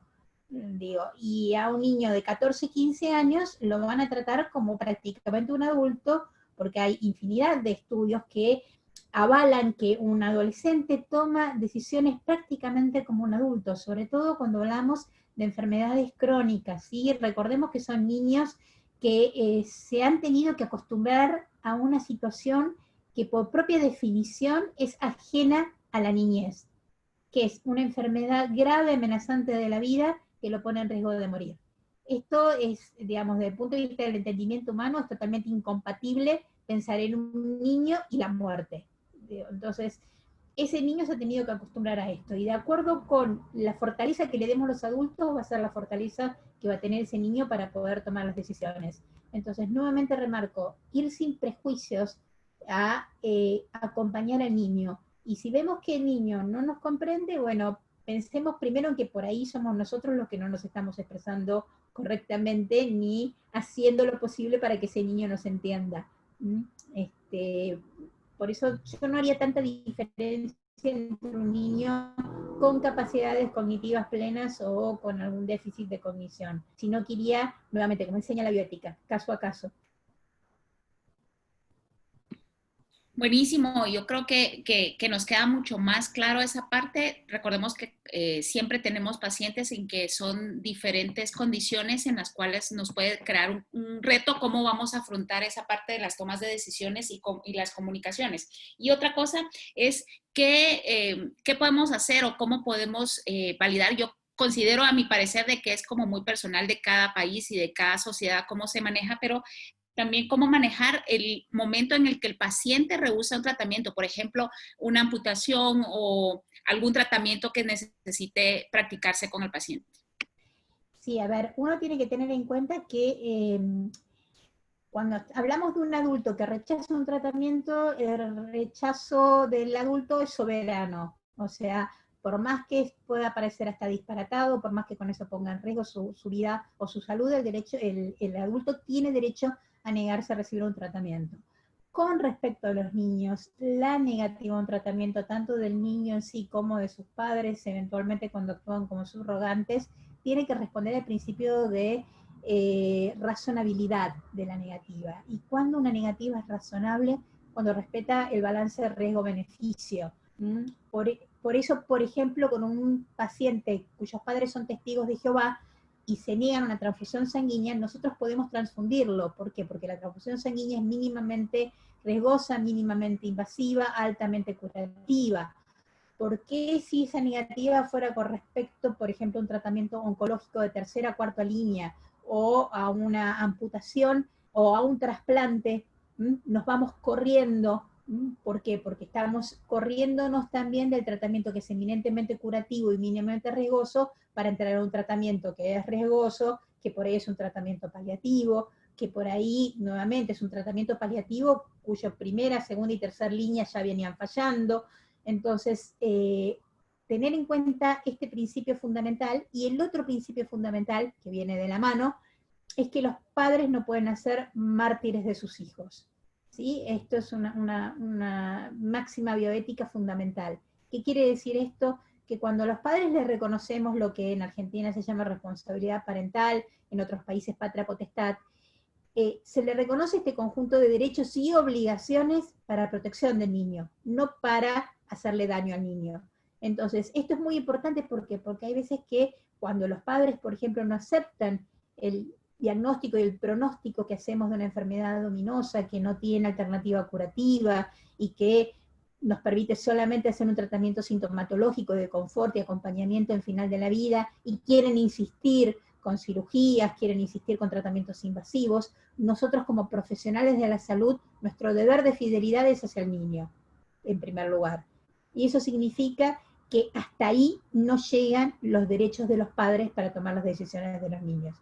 ¿Qué quiere decir esto? No que los vamos a correr a los padres, pero vamos a tener que trabajar con estos papás para que entiendan por qué esa decisión que ellos están queriendo tomar no está pensando en el niño en sí o protegiendo sus derechos. Vamos a tener que trabajar con ellos, vamos a tener que eventualmente pedir por ahí la intervención de un tercero que no es un juez. Recalco esto, por favor, olvídense, nunca preguntarle a un juez, sino al comité de ética para que nos acompañe en la toma de decisiones. Entonces, con toda esa parafernalia de recursos que tenemos, bueno, trabajar con los padres, pero nunca correrlos, ¿sí?, de la toma de decisiones, y entender que, a ver, así como nadie nos enseña a ser padres, mucho menos nadie nos enseña a poder enfrentar la enfermedad en un hijo. Excelente, excelente respuesta. De verdad tenemos como mucho que aprender y mucho que hacer. Yo creo que también aquí va amarrado ya casi vamos en las últimas preguntas, esta última parte que mencionaba alguien en el chat de que tú como bioeticista, ¿qué piensas sobre que si el equipo de cuidados paliativos necesita la formación en bioética? Creo que la respuesta es más que obvia, pero yo creo que vale la pena reforzar esa parte. ¿Cuánto necesitamos del entrenamiento en bioética? Yo diría que todos los profesionales de la salud, todos aquellos que trabajamos en salud, tendríamos obligación de tener formación en bioética, porque aparte de por sí la bioética nos confronta con la parte más humana de lo humano, ¿sí? Una de las cosas que a mí más me enoja, por ejemplo, de esta pandemia, entre tantas cosas que me enojan de la pandemia, es que parece ser que los únicos que pueden hablar acerca del virus son los infectólogos y los epidemiólogos. no existe la bioética, no existe la ética de cuidado, no existen las humanidades. Entonces, yo creo que la formación en bioética es totalmente necesaria ya en grado, inclusive, por ejemplo, para los abogados que trabajamos en salud, nosotros no la tenemos incorporada como materia dentro del grado, la tenemos como optativa en el posgrado. Y esto me parece una gran falencia. Y además de por sí, todo conocimiento humanístico nos hace mejores personas. Así que me parece que más allá de la necesidad de utilizarlo como una herramienta para el trabajo, también es para mejorarnos nosotros como individuos. Excelente, excelente. Y para terminar, una última pregunta. Obviamente hay otras preguntas que tienen que ver con esta parte de la toma de decisiones, pero hay una pregunta que José quisiera hacérsela directamente y tiene que ver con el manejo, específicamente el manejo que estamos viviendo ahora, y es cómo manejar la información para contarle a un niño sobre si falleció algún familiar cercano, ya sea un padre, una madre, el abuelo, de COVID. ¿Por qué? Porque como estamos viendo de que se ha cambiado todo el ritual que conlleva después de que fallece el paciente, está cambiando que muchas veces se ha tenido que aislar a los pacientes adultos y entonces los niños están como alejados de toda esta información. Yo creo que es bueno como tener esa idea o algo más que nos pueda ayudar, cómo poder ayudar a los niños para brindar esta información y manejarles esta información, principalmente en esta época de COVID, que creo que a todos nos ha tocado en algún momento tener que participar en un evento como este.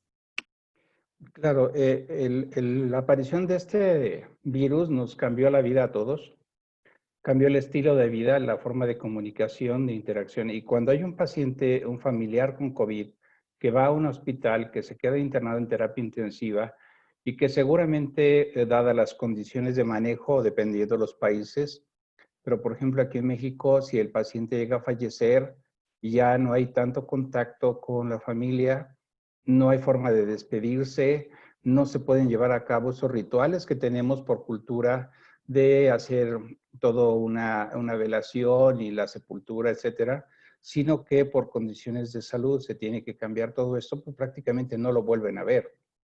Entonces la información es muy importante porque si es papá, si es mamá, si es un abuelo el que se enferma y se va al hospital y no lo volvemos a ver, tenemos que explicar muy claramente a los niños lo que está pasando. Creo que en la actualidad, desde hace un par de meses, los niños tienen muchísima información sobre el COVID, porque lo escuchan constantemente en la radio, en la televisión, en todos los medios hay información. Y el manejo de la muerte de un familiar en estos casos tiene que ser muy claro.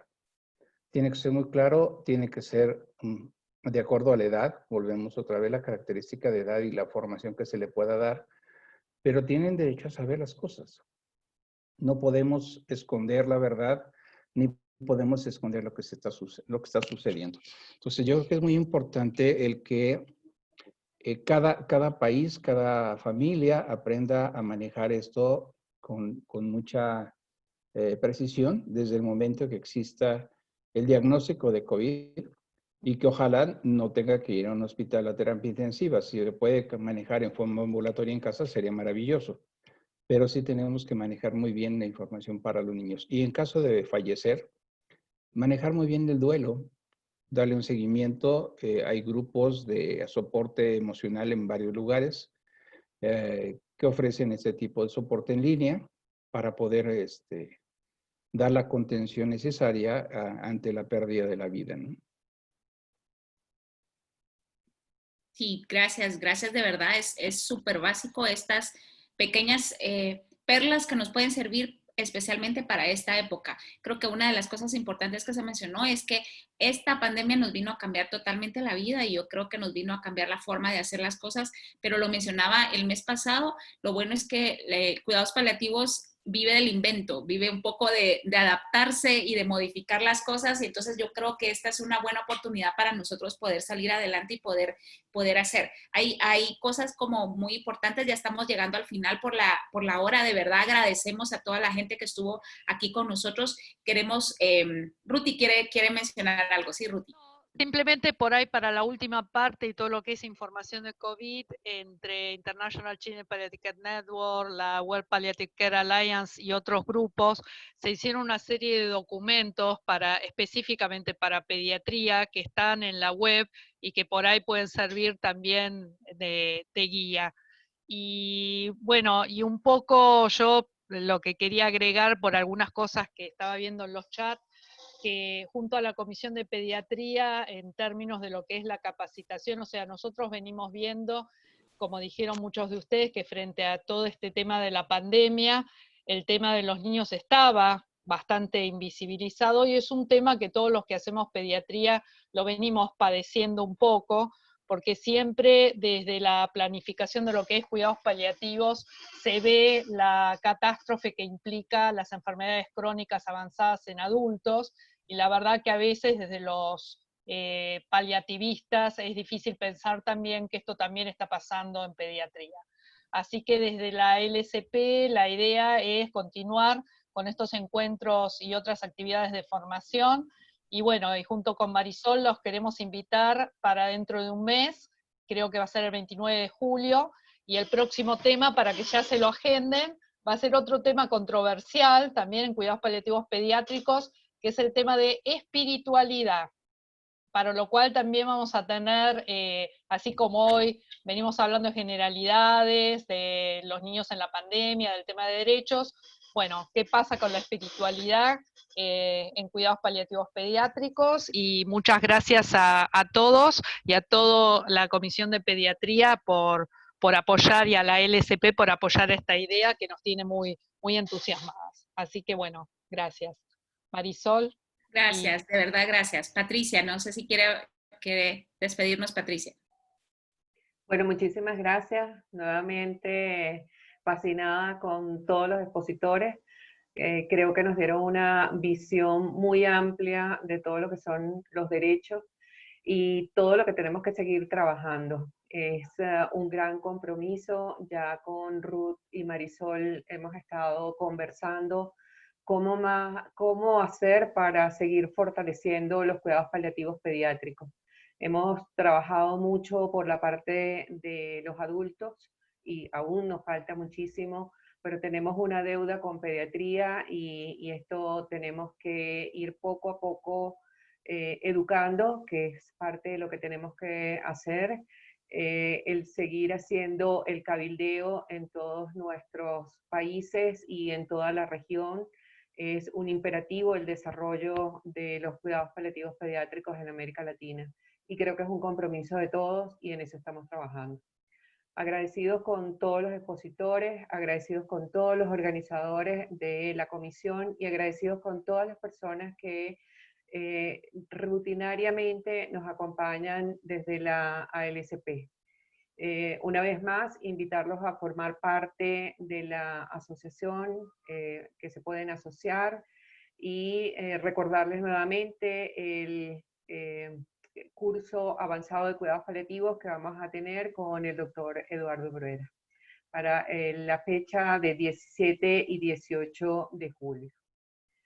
Bueno, un placer y nos estamos viendo. Ya les mantendremos informados sobre los siguientes webinarios. Muchísimas gracias a todos. Hasta luego. Gracias, cuídense mucho de los terremotos, de los virus y los volcanes. Muchas gracias, que estén muy bien. Hasta luego. Hasta luego.